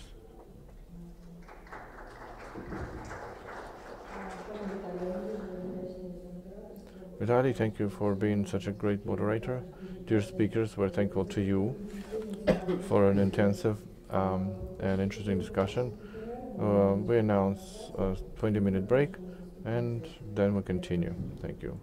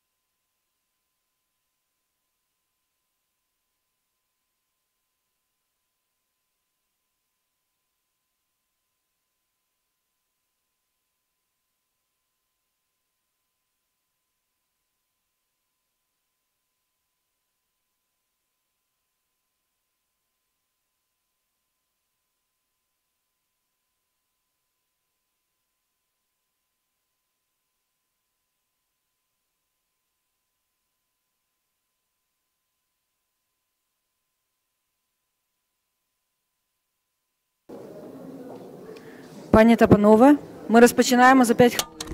Ladies and gentlemen, we'll restart in 5 minutes.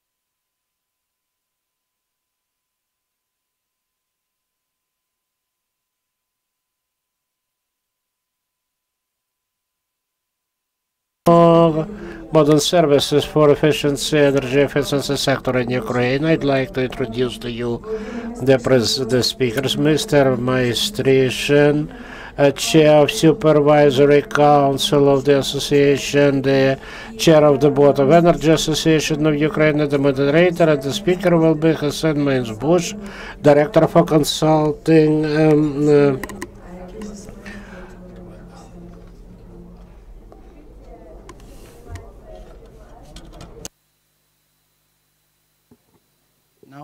Hello, good morning, everyone.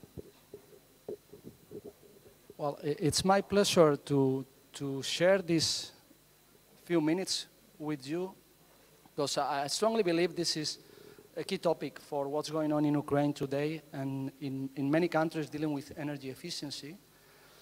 I spend most of my time working for the industry, most of the time in Spain.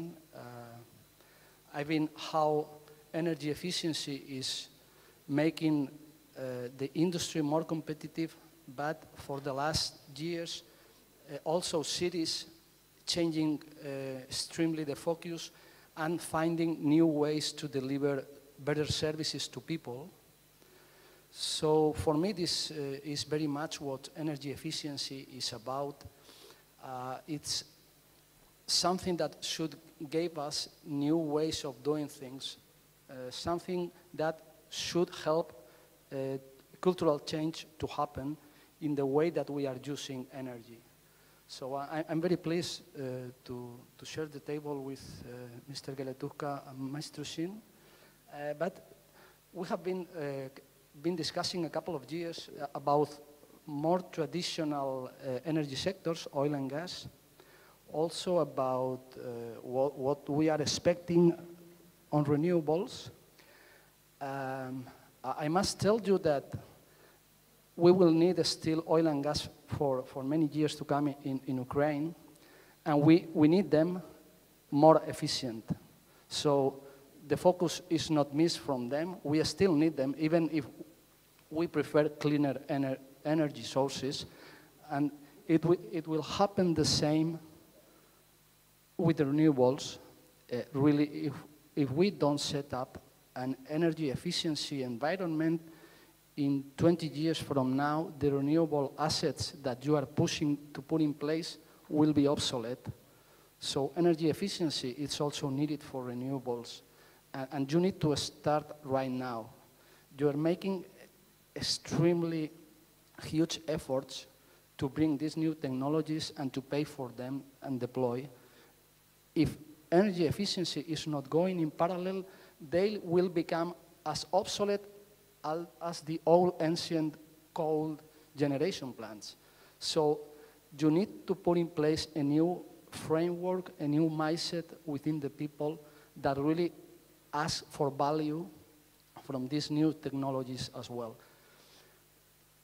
I don't think anyone thinks this can be done by one alone. So I will try to make a kind of team building with my colleagues on the table, and we need one more person to help us.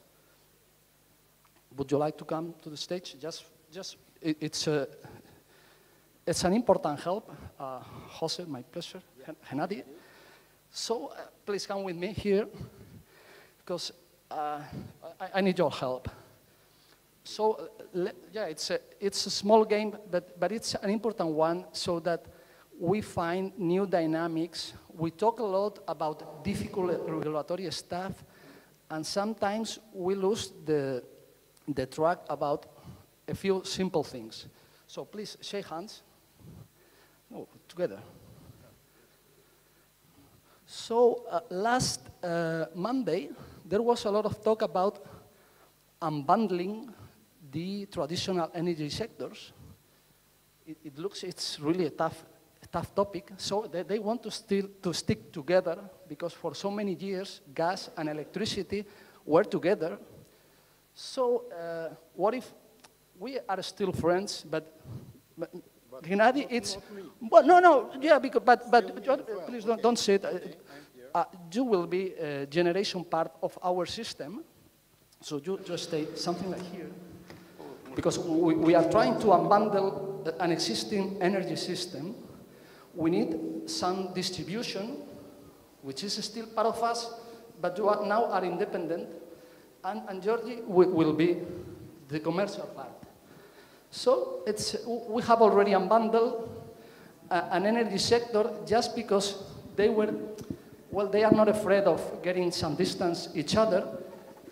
But this has given us a very nice picture in one sense. Whenever we have a sector and we are willing to make out of it energy efficiency, now we can set up specific targets. Our distribution part. No, we need him, because our customer will complain. But now, the generation part, we can define specific targets within the country for the generation part of the system.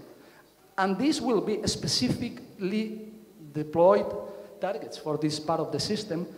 And we will be doing the same with the distribution. When they were all together, it was a mess, and we had a lot of discussions.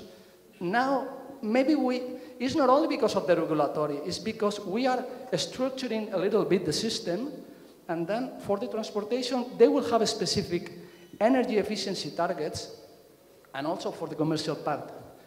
But still, if you look the picture, it's not the right one, because these guys within the sector, they are not living themselves because they are important. They should be looking at me because I am the customer. So we do have an energy sector because there are people that we do need energy, efficient energy, affordable energy, cleaner energy for the industry, for the SMEs, for the cities.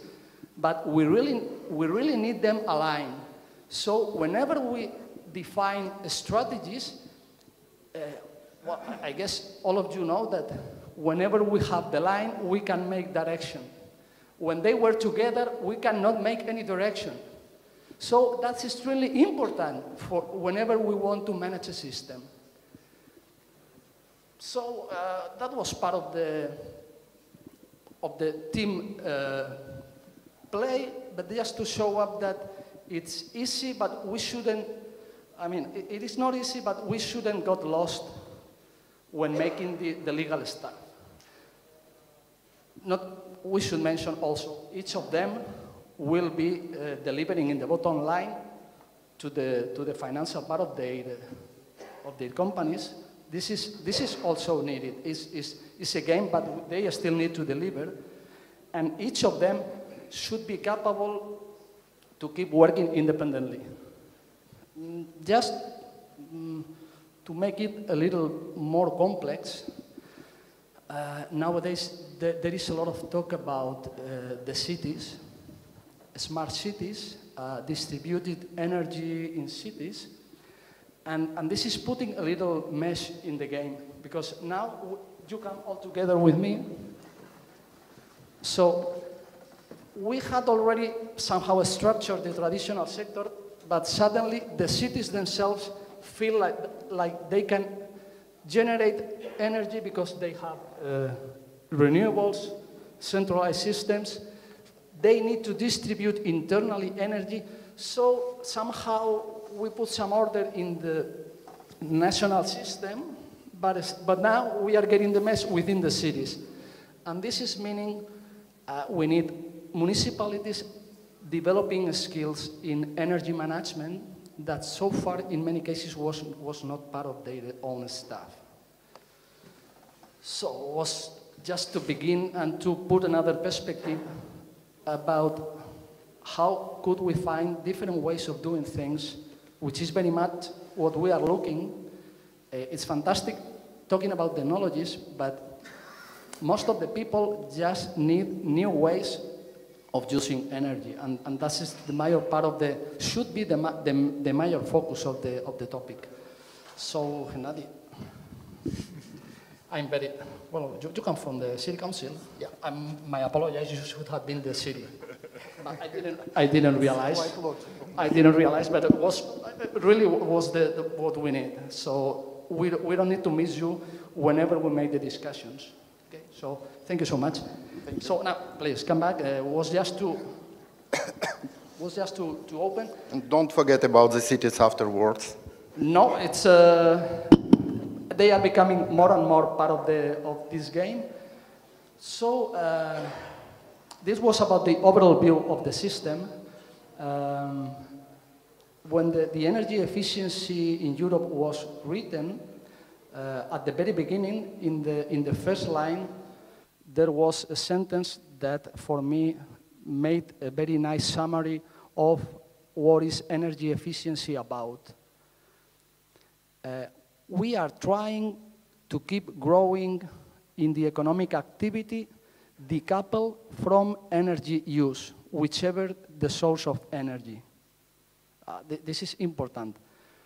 So what our ambition in Europe, and I understand it's also doable for Ukraine, we need to keep developing the economy without pulling from energy consumption. This means decoupling.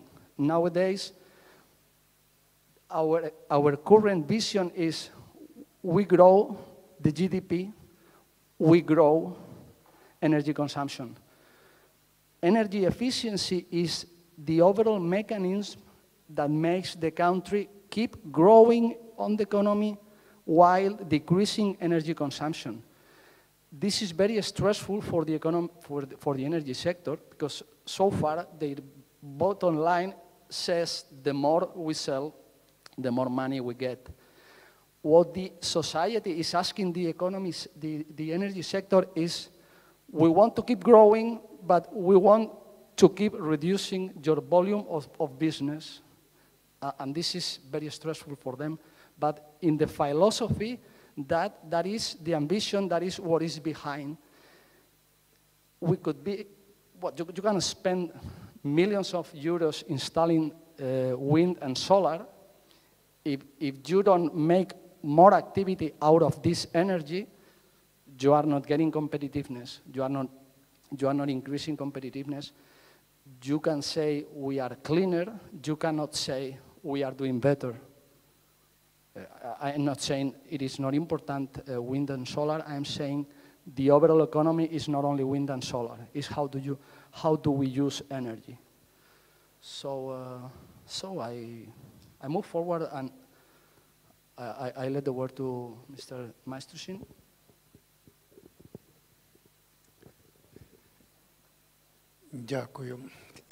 Thank you. If I may, I would move here.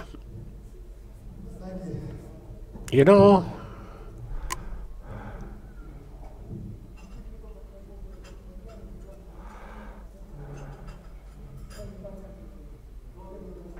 ні, нема мікрофона.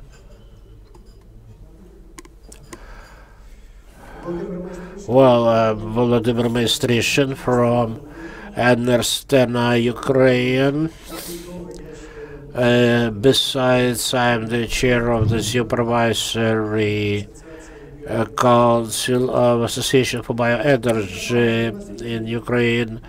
I haven't lived long in this world, but I experienced a very interesting moment. I used to be a young designer at a design office. It was 1985, and I read in a magazine that microprocessors will conquer the world in the nearest future. It was, of course, military research, and I read about processors, and they wrote that even the hand watches will use them, and that's the reality now. It's been for 3 years that I've been trying to promote in Ukraine the use of combustion gases using the relevant equipment. Unfortunately, Ukraine almost does not have any equipment using the combustion gases. Now, actually, what we get from the stacks is about 150 degrees centigrade, which are emitted into the atmosphere. If you look at Lithuania, actually we came from the same roots, but they use utilizers, and nobody will ever allow or any emissions which have a temperature higher than the temperature provided to the consumer. So you can imagine your heat supply system has 60 degrees while you just drop into the air 150 degrees. I travel a lot around Ukraine, and every time I have this cultural shock.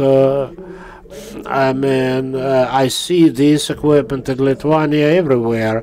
I get back to Ukraine, I say, you know, we need to do it. Because the population is quite poor, you know, they cannot afford paying, and we can actually get to the point when we lose the heat supply network because the consumers will stop paying. In Vinnytsia Oblast, there is a small town where they use now the heaters burning the wood in every apartment. So when I get back to this idea of utilizer of combustion gases, they allow you to save at least 10% of the gas that you burn. We were the first in Ukraine to import into Ukraine. We installed at Boryspil airport the boiler using wood chips, and we installed this utilizer to reduce emissions from the boiler. And it's been for 4 years that we've been using it, and actually it paid off already several times.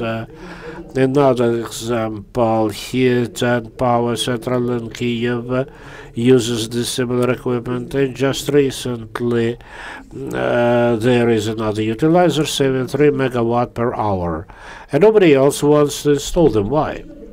The reason is very simple. Last year, the Parliament passed the law, you are well aware of this law, according to which the heat tariffs should be at least equal to the cost, and the consumer will cover all this. So when you visit a person from Ukrenergo and you offer this equipment, they say, why do I need that? Once I install it, I will reduce the gas consumption. Respectively, my proceeds will go down. So here we are. Nobody even thinks about the client, the customer.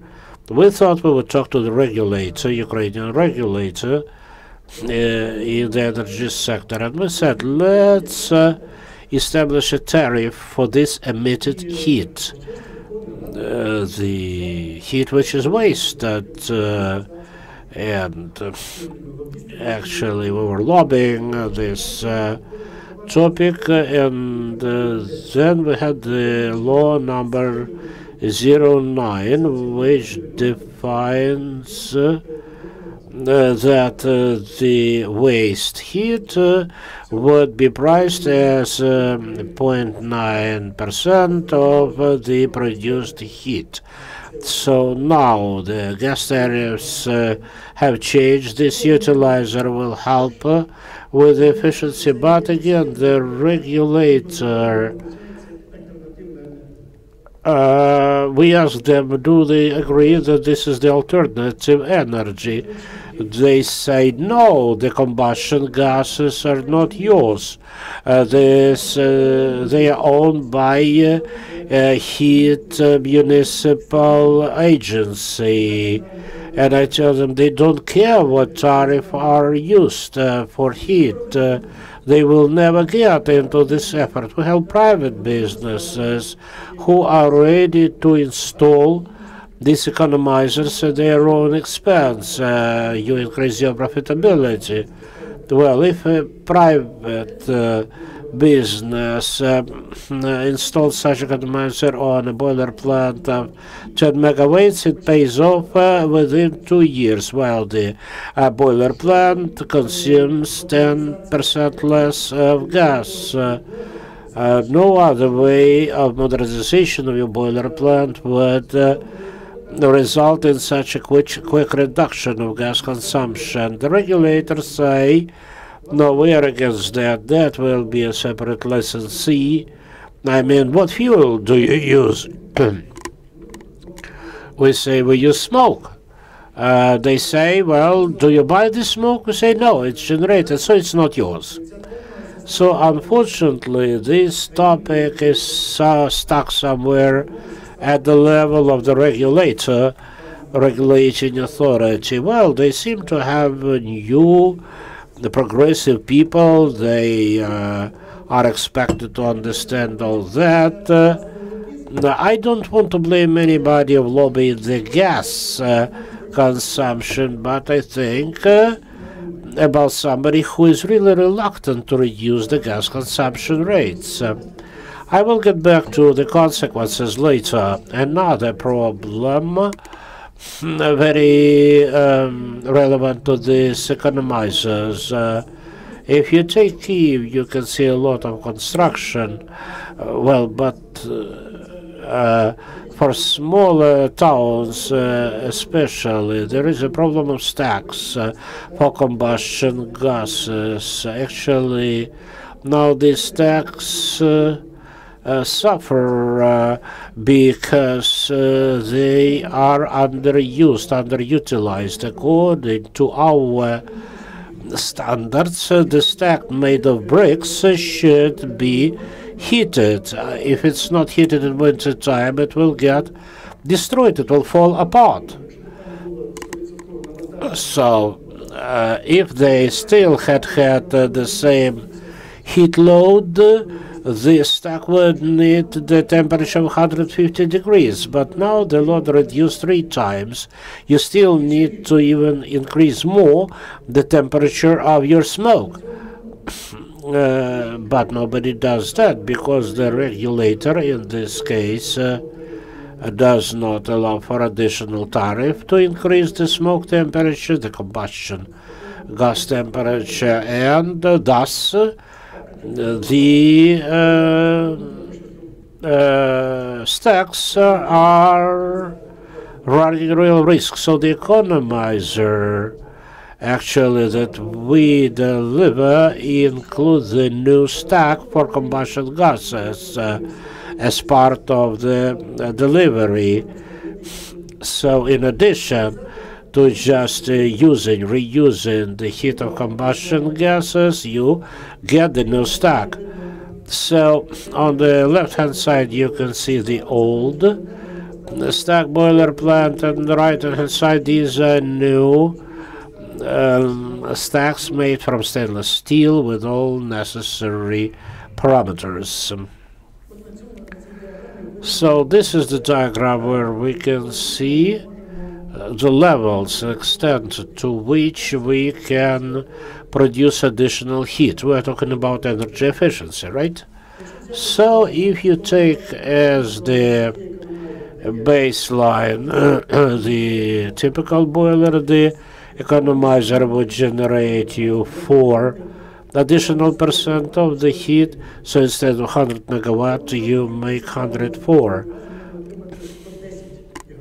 Or burning the same quantity of gas, you get 110 megawatts if you install the condensation economizer by condensation. Our company, it was just recently, 2 months ago, we completed the construction in Denmark of an economizer which actually gives 16.5% of additional heat production based on combustion gases.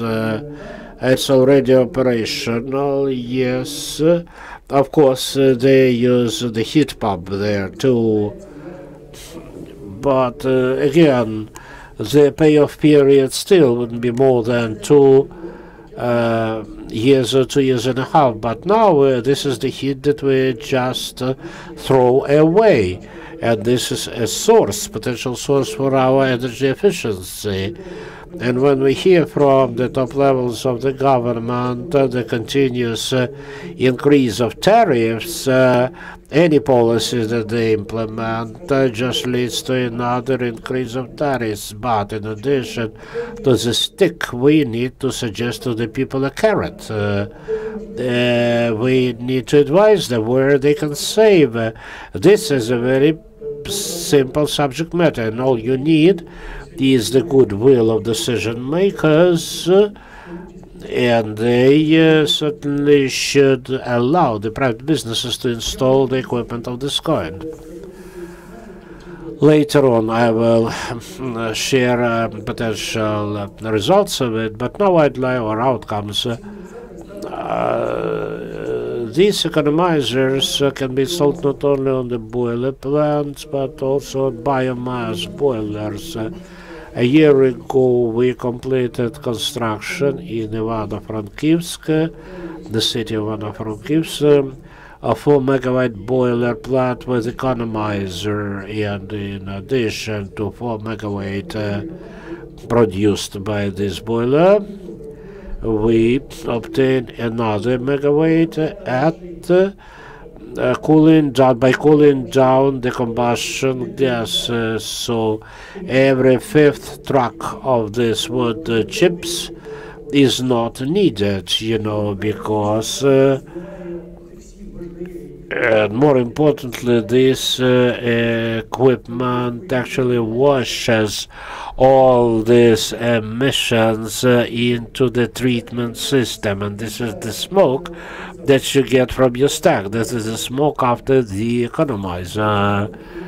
It is put through the water filter, and the real emission is less than 30 milligram per cubic meter. What kind of scheme we want to suggest? I might agree. Unfortunately, they're not here with the regulator. I thought they would be here. But what they say, that, okay, we are for it. Of course, economizer is a great idea. Let the agency for utilities contact us and we will let them install. Well, but any innovation program means some increase of the tariff. Can you really believe we can increase tariff even more? So what we're suggesting, we suggest a very simple, a very implementable and feasible scheme We suggest that private business engage in this activity between the boiler and economizer. There will be the heat exchanger, which then this heat would be purchased by the utility company, and they will make just additional 10% of their profit on it. And another option, and we tried it in Odessa, we validated it in Odessa, where the economizer is owned by a private company, which then supplies the heat to the heat grid of the city of Odessa. And this heat then is used to heat the, say, public offices. So actually you reduce the expenses of the city budget, like 30%, because now Odessa is number 2 city on emissions, pollution, air pollution, because of cars, boiler plants, etc. So this equipment reduces emissions by 10%. Well, it's quite simple and easy to understand. You reduce the cost for the city budget, you reduce the emissions, you draw investments.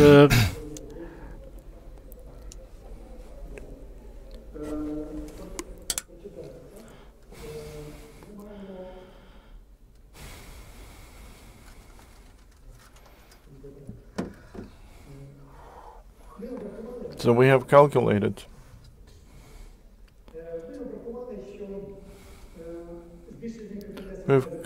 that increase of the efficiency of the system is clear, and decrease of the gas consumption if these utilizers, and we could install them for 2 or 3 years. Lithuania, over the previous year alone, thanks to these utilizers, they have collected 14%, recovered 14% of the whole heat. That is the heat that we could recover as well. So we predict that the decrease of gas consumption would be by 1 billion cubic meters.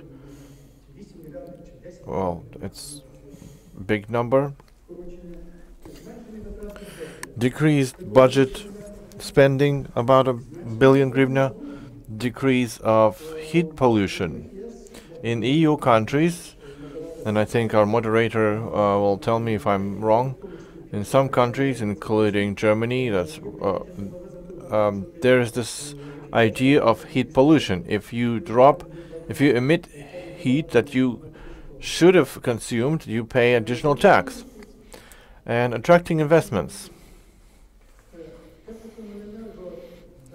Our energy distributors or heat distributors are not effective in attracting investments. It's just a fact. All the complexity of payments, corruption, private investors who could have done this if there were conditions, but they don't.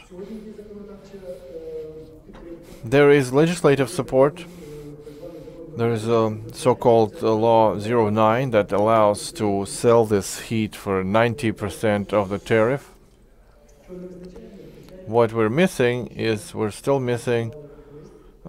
submitted an official letter to the regulator, and they were to respond in a month, and they are now 2 weeks overdue, but we still hope to get a response from them. And this is what the utilizer is. It's a stainless construct, all the gas pipes and valves. Remember on the first slide, the chimneys, they were so old. Now they are all reinforced with stainless steel, not only because it looks beautiful, but because we need to avoid cooling down the smoke on the way. That's how it was assembled. This is a 150 megawatt boiler. This is what economizer looks like. It's a number of sections. Each section is 1.3 megawatts. So 10 sections, 13 megawatts. Why is it better? Because if something burns, something leaks, you can always remove one section or replace it, and it will continue to work with a slight drop in efficiency, but it will work. So to wrap my small presentation, I'd like to tell you that I hope still that this price hit that Ukraine now suffers from, and the technologies that in this case are by Enerstena, they will play together for our benefit, and we will retain our heat grid. Because if we don't show the trend, at least that there's a trend to decrease tariffs, to decrease the price of heat in the network, people will do everything to disconnect from the grid. If at least by 10% the price of heat will go down, then people will start thinking maybe to buy some new boiler, because it's clearly a trend. Thank you.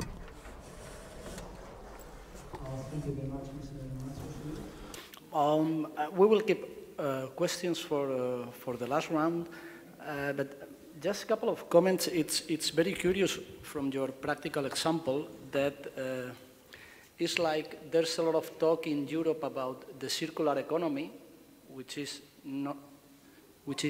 excuse me, can you wait for a while? Thank you. So there's a lot of talking about establishing circular economy principles within the society, within the regulatory framework.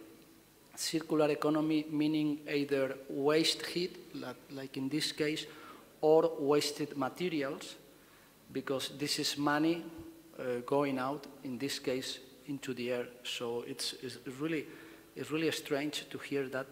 And also, it's I would say it's a little bit risky that you get stuck in the basis. I mean, if even in the most easy cases, then there is economic return is technically doable, and you have already the infrastructure, when the difficult part of the story comes, you will not be ready. So somehow you need to find a way of being practical and to make discussions out of the difficult stuff. Honestly, there is no case here, in the sense that just go and do it. Get the money, get the energy, and deliver the service. So I would say we need somehow to find a way of being much more practical in putting in place all the technology. So any comment, or we go to Mr. Geletus? Yeah, just I understand that this is not a question more to me, but to the state of Ukraine. In my previous cadence, I was a member of the parliament, so maybe in this case I will speak a little bit on behalf of the parliament. Unfortunately, I haven't seen this energy reform in general like something coherent. The government is now driving forward an energy reform, and like all of us, we only see increase of the price as part of this reform. Yeah, okay, this may be an element of reform, because the energy must be expensive. You think how to save the energy, but you also have to see from the country, from the state, that increasing this tariff is followed by investments. Investments see that the price of energy is high enough and it's interesting to invest. And then we work to decrease the energy price, and we're somewhere here on the very top. And our team suggested not only the idea on the slide. I'm saying for four times we're walking all over Ukraine and telling how it works, and sit in a bus, go see how it really works. And there are powerful objects that work already, but the state instruments are still stuck, as you say. And here, using this opportunity, I would like to again draw your attention that it's now the responsibility of the regulator to launch this process. And you see, the National Commission, the regulator of energy, their job is not only collecting documents about your cost. Let's calculate or account to this cost or not account the cost. Their job is to suggest the policy of retention, of payability, of payment, of welfare of the consumers. So through speaking right now, I'm adhering to them.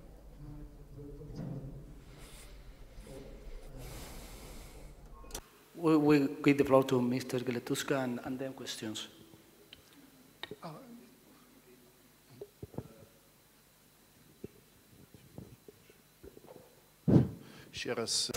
Yeah, once again, good afternoon. A year ago, the organizers joked a little bit. There's not enough biomass on the conference, only solar and wind.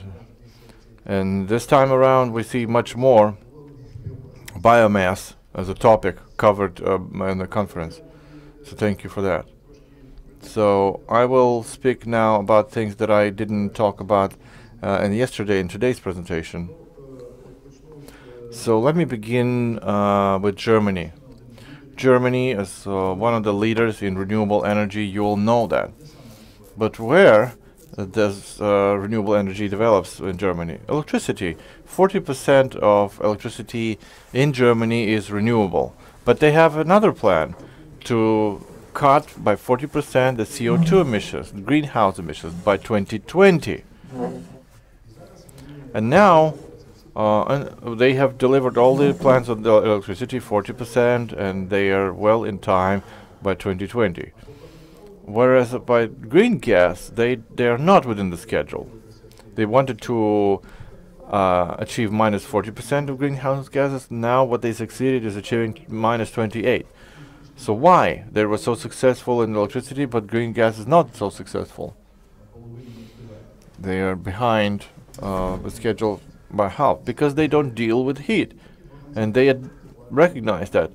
In heat, only 12% is renewable. And the heat, like Ukraine, it consumes half of the all energy types. So it's impossible to drive down greenhouse gas if you don't deal with renewable heat. By electricity only, it's impossible. Look at Germany again. 40% of electricity is renewable, whereas the greenhouse gas, not so good. So not only Germany, all over Europe, they realized this. And if you look at the new directive, RED II it's called, it's a directive on development of renewable energy sources. This year's revision, other than electricity, like it was in the first directive, now they stress heat. And there's a number there. The Euro Commission recommends to all EU countries to increase their renewable heat indicators by 1.3% per year. So Germany has 12% now, then it means next year they will have to have 13, then 14, and so on. Every year they have to increase by 1.3% renewable heat. And this percent is higher than they plan now for electricity. So, roughly speaking, they understand that they are behind in renewable heat, and they are now increasing, they are now targeting renewable heat higher than renewable electricity. That's important to note. It's happening in Europe, it's happening, and there's a directive. Now, what's happening in Ukraine with this? Our strategy, by the way, is it randomly so, or was it because of us talking so much about it? But we have a plan by 2035, 40% of renewable heat in our energy strategy, 40%. In general, the indicator on renewable sources, 25%. So all our energy, all of our energy, including electricity, heat, and transport, 25%, whereas separately heat, 40% renewable heat. So we have planned a leading indicator for heat, a bigger indicator. We think that's a good idea. We can make it cheaper than electricity. And in transport, bioenergy, renewable bioenergy is also developing. But in heat, it's the most economically viable, and it's the cheapest way to do it. So we're quite satisfied with this target, 40%. So what's happening right now? If you look at our energy balance between a year 14 to 15, the increase in heat was 1.6%. Between 15 and 16, another 1.6%. So now in heat, in renewable heat, we are increasing 1.6% per year. And that's not a bad indicator. And if now you multiply the years remaining till 2035, 1.6% per year, that's your 40% achieved. Right now, as of the year 2016, renewable heat is 6.2. So by 35, it's realistic to achieve 40%. So now we are in renewable heat. We have gained the momentum that requires from our energy strategy to achieve the 40% of renewable heat. It's important not to lose it and keep growing it by 1.6% per year.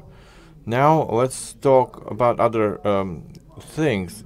There are a lot of criticisms that say there's not enough biomass in Ukraine, you don't cut down trees and forests.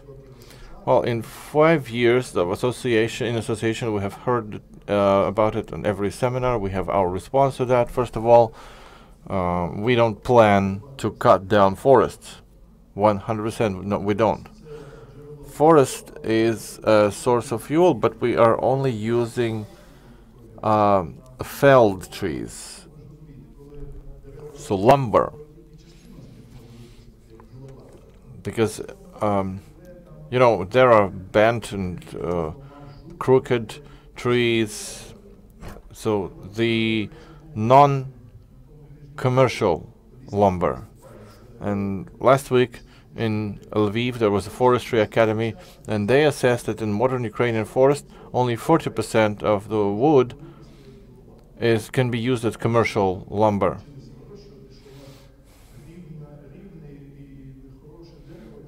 That means smooth and straight lumber. 60% is just fuel.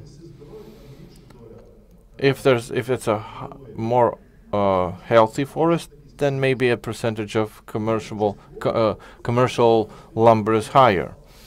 So we can increase firewood as well. So now we are using 1.9 million tons of in oil equivalent of wood. It's the wood that we incinerate in different boilers. We can increase by the year 35 to 2.9. Not a double, but some 60%. Using wood chips, felled trees, trees damaged by parasites, all that is only good for firewood.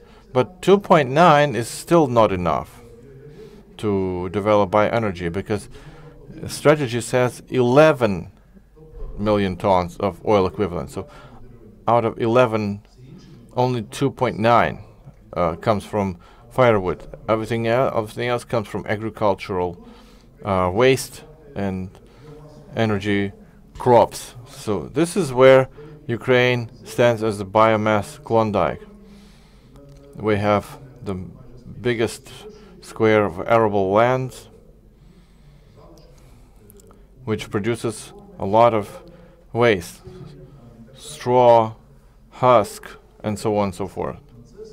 So if you look at this, we have enough of this wood waste for 100 years ahead. We are reasonable about it. We don't suggest everything should be collected and burned. Partially, it should remain to feed the soil like corn and sunflowers, no less than 30%. But if we take this 30%, that's enough to fulfill the strategy 2035, and a lot will remain for the future. So what is the type of agricultural fuel? The straw is the simplest type. Everybody saw it, you know how it's packed. But unfortunately, it is also the most difficult fuel for biomass. If you start burning straw and hay in industrial boilers, usually you see the problem of melting ash. The ash melts from the temperature starting from 850 Celsius. It starts to melt. And it's not so easy to burn it and not to cake down your boiler. So incinerating hay and straw in electrical power stations, it's too expensive. And our association doesn't recommend straw and hay as fuel for power stations. Much more easier and cheaper to burn it in water steam boilers.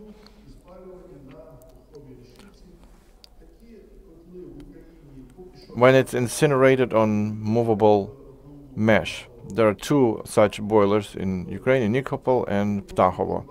But in Europe there are many of such boilers. Most of them are in Denmark.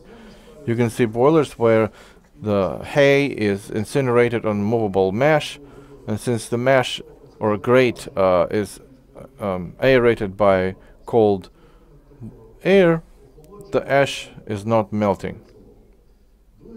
The second method, if out of hay you make pellets or bricks. We have the whole factory next to Vinica. It started working some 5 years ago. They built serious production capacity to produce pellets out of hay. 75,000 tons of pellets per year. Normally for Polish market, everything went good, but then Polish market shut down, and they don't buy pellets anymore. By the way, good news from this year: the Polish market again is open, so maybe they will again start their production. So while it was shut down, they tried to sell pellets in Ukraine, and unfortunately they haven't found a stable buyer for these hay pellets, because it's very difficult again to burn these pellets in a boiler which is designed for wood pellets. The same problem. The ash melts, and if you try to burn hay pellets for boilers intended for wood, didn't get anything good.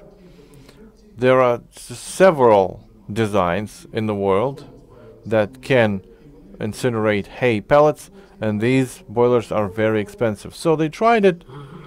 It didn't work out, and that's why we don't advertise it so hard.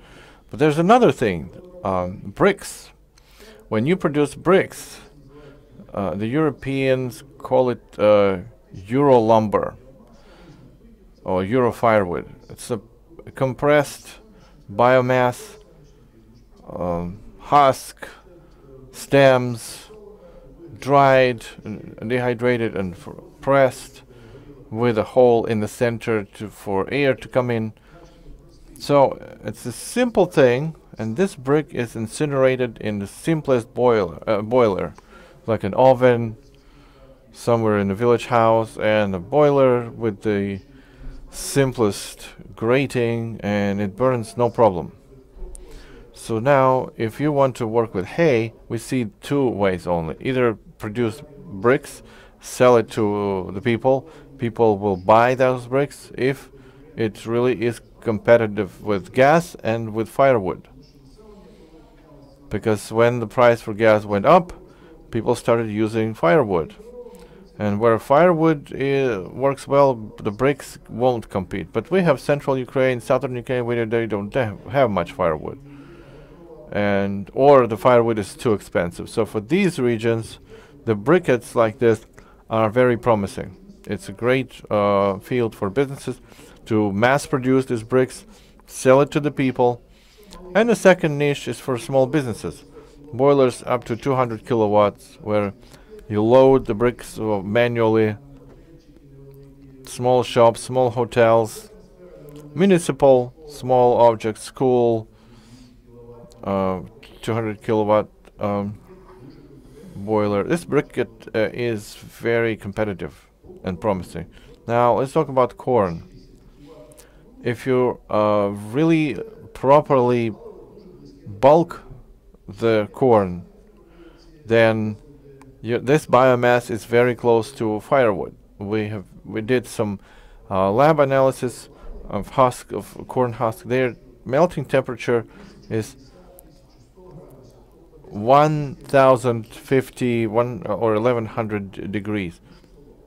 It's much higher melting temperature than hay.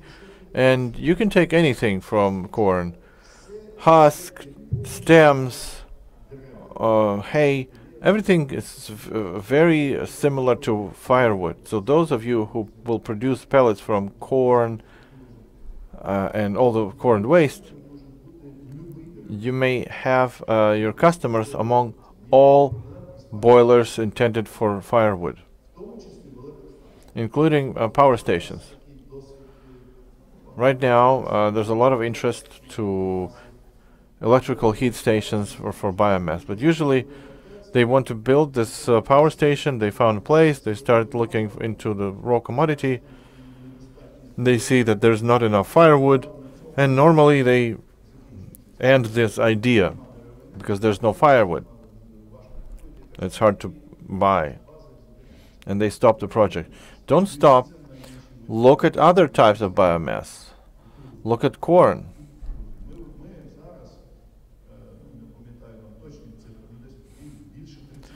About 30 million tons of corn grain. For 1 ton of grain, we have 3.2 tons of stems, so about 40 million tons of stems. If you take at least 40% out of this amount, that's over 20 million tons of stems out of the field, without even damaging the soil. The problem is press collecting machines in Ukraine. They bulk this kind of straw, corn straw, in the US and Canada. So those manufacturers who produce machinery for collecting and pressing corn, they have modification for corn because it's harder and you have to have more effort. But there are modifications specifically for corn. Someone has to be the first to bulk the corn, use it for pellets and bricks. And we see that this is really the future of biofuel. It's corn. It's not firewood because there's not enough woods, but corn. Corn, sunflower stems. Again, in Lviv, I've seen people who burn sunflower stems and they are very satisfied. I've seen people who produce pellets and bricks out of corn stems, and it's great news. And it's very compatible in price. So this process is starting. So those of you who are from businesses, take a look at this kind of fuel. And another environmental aspect. Imagine the population in the central region of Ukraine and the south, a high price of gas. So the first response is clear. Let's go and prepare firewood. But there's no forest. And they start cutting down trees along the roads. So it will be enough for a year. The price is high for this firewood. So if in this region, and by the way, this firewood costs 1,500 hryvnias per ton. So if somebody offers corn briquettes at a price lower than 1,500 hryvnias per ton, it's the same as firewood, because it has no water, unlike firewood. So it's a very business attractive thing. Agricultural briquettes. Thank you. It's extremely relevant that this perspective keeps pulling from the agricultural sector. And this is crucial for any country, and I think especially in Ukraine, because we need to structure the full society. So this message needs to be well deployed when we deal with the agricultural sector. So may I take 5 minutes? Because there's one missing person who sent the presentation. He's stuck in Borispil Airport. So I will give you the view of a municipality dealing with energy efficiency in the water sector, and then we come to questions.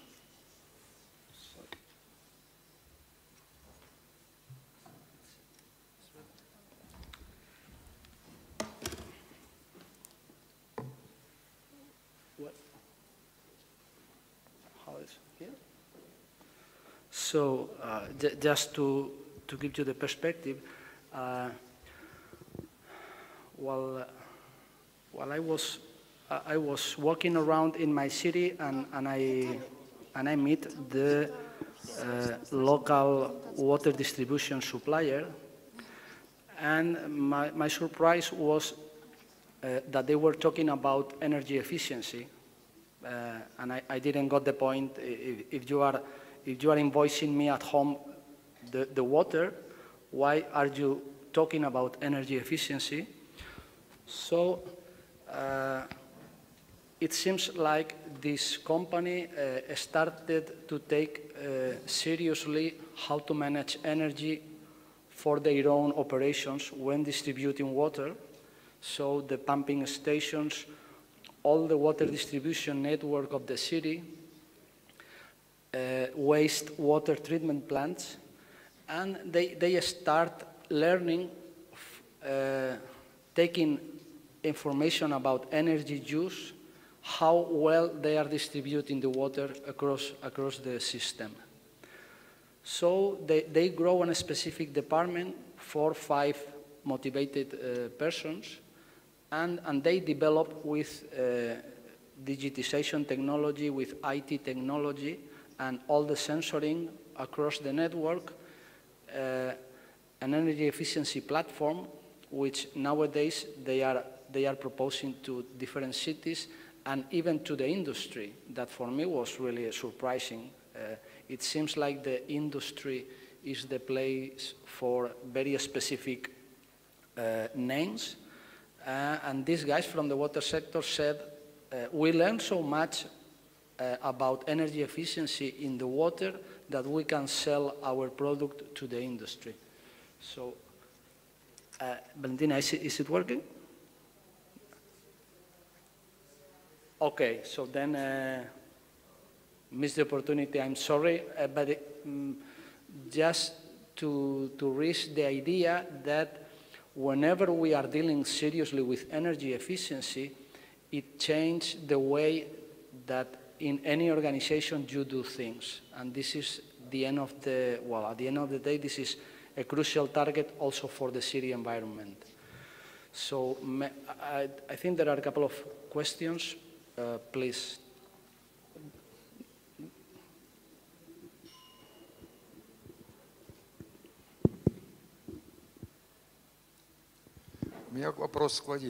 My question is to Vladimir. Yeah, your presentation is just perfect, but you didn't mention the key point. What is the cost of installation of this economizer? Would it really make sense to install them in smaller boiler, or maybe it's more feasible to use the bigger boilers? Well, I know about the regulator, the energy regulator. I know this is the dead wall. You can never get through it. Plus, you've been the member of the parliament and you are well aware of all procedures, but even you could not find any solution from the regulator, power regulator. But you understand, you are suggesting a revolutionary approach, but the state is not interested in saving heat. That's the worst thing.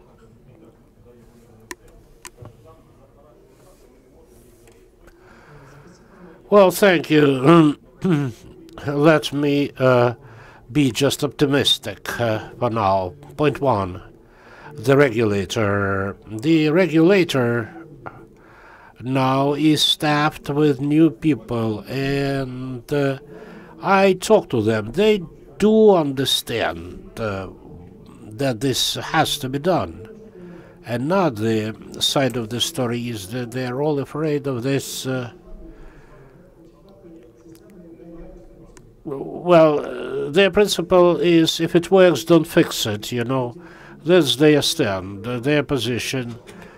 We are from the energy sector. We understand that if your system works somehow, plus we have the old Soviet law on heat supply, we are supposed to deliver heat.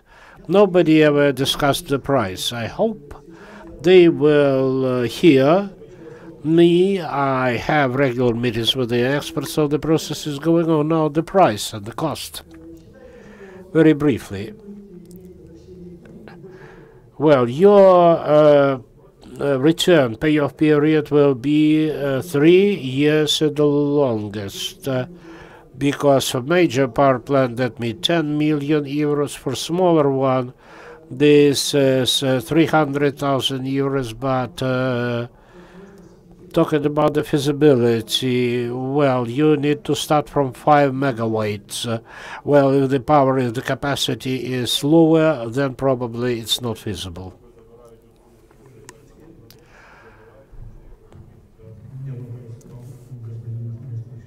My question to Mr. Administration. Well, we understand that you will always gain something with the economizer, no matter what your capacity is. But don't you use ESCO instead of ESCO contracts? How come you are not using them? Instead, you're trying to address the parliament. ESCO agreements is the form for the state-owned organizations, and organizations funded by the state, because the state, the government guarantees the payment. In our situation, you have no guarantor. It's the public. Yes, there are some public sector organizations. Okay, we could even say, yes, you can do ESCO for the portion related to the budget-funded entities. And another point, I know that the Parliament has a bill on declaring the municipal utilities part of ESCO programs. That's so far the situation, but that's the plan.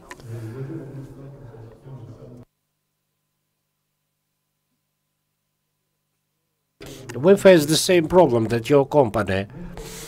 Well, first, we realize that the energy policy of Ukraine and the legislative framework misinterprets the definitions of energy efficiency and energy savings. Actually, you face the same problem. Energy efficiency means engineering solutions aimed at energy security. And another point is about engineering developments.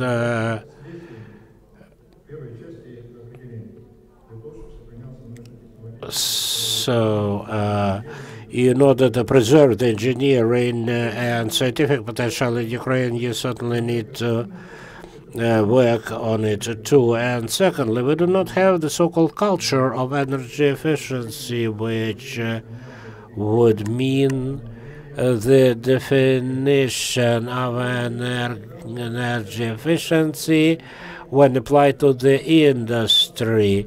On this basis, you can write the legislation for, say, boiler manufacturers. That would be the requirement for them to install economizers. But here, We deal with 2 points at a time. On one hand, this is definition of energy efficiency and energy saving.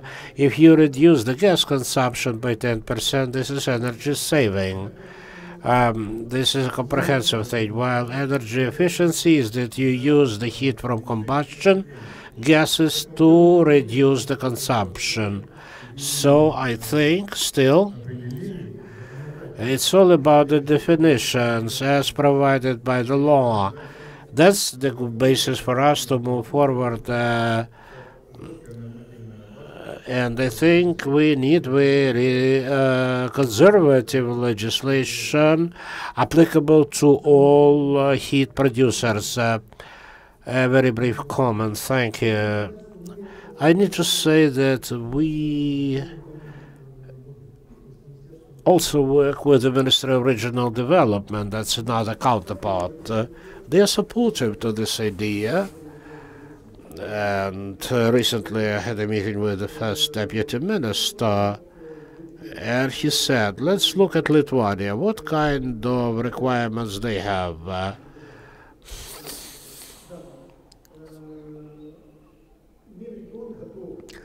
The Ministry of Regions is ready to apply new governmental requirements for new construction sites where there would be an obligation to use the economizer. But this is about the new boiler plants. Probably we should not expect many of them to be built in the nearest future. Another point, if you apply this conservative provision starting from tomorrow, that will certainly entail the increase of tariffs. And we will stop at that. So the only way out of the situation, I don't like it, of course, as the seller.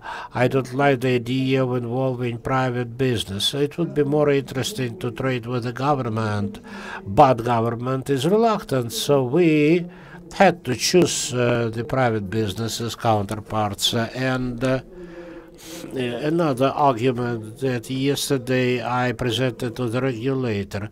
Imagine you have this association of the apartment owners within the apartment buildings. They get together and buy an economizer and they install it, you know. Yes, that made them think, you know, because that situation is quite possible. We might be ready for lunch. Not even one. So thank you very much for your attention. Have a nice, pleasant afternoon, and keep discussing on energy efficiency. A lot to be done. Thank you.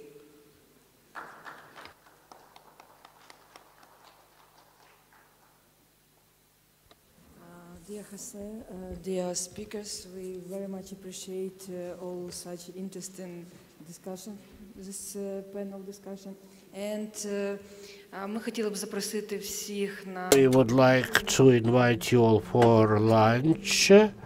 It's waiting for you, and at 2 o'clock we will continue discussion around energy efficiency in course of practical seminar, efficient management of multi-apartment house owners.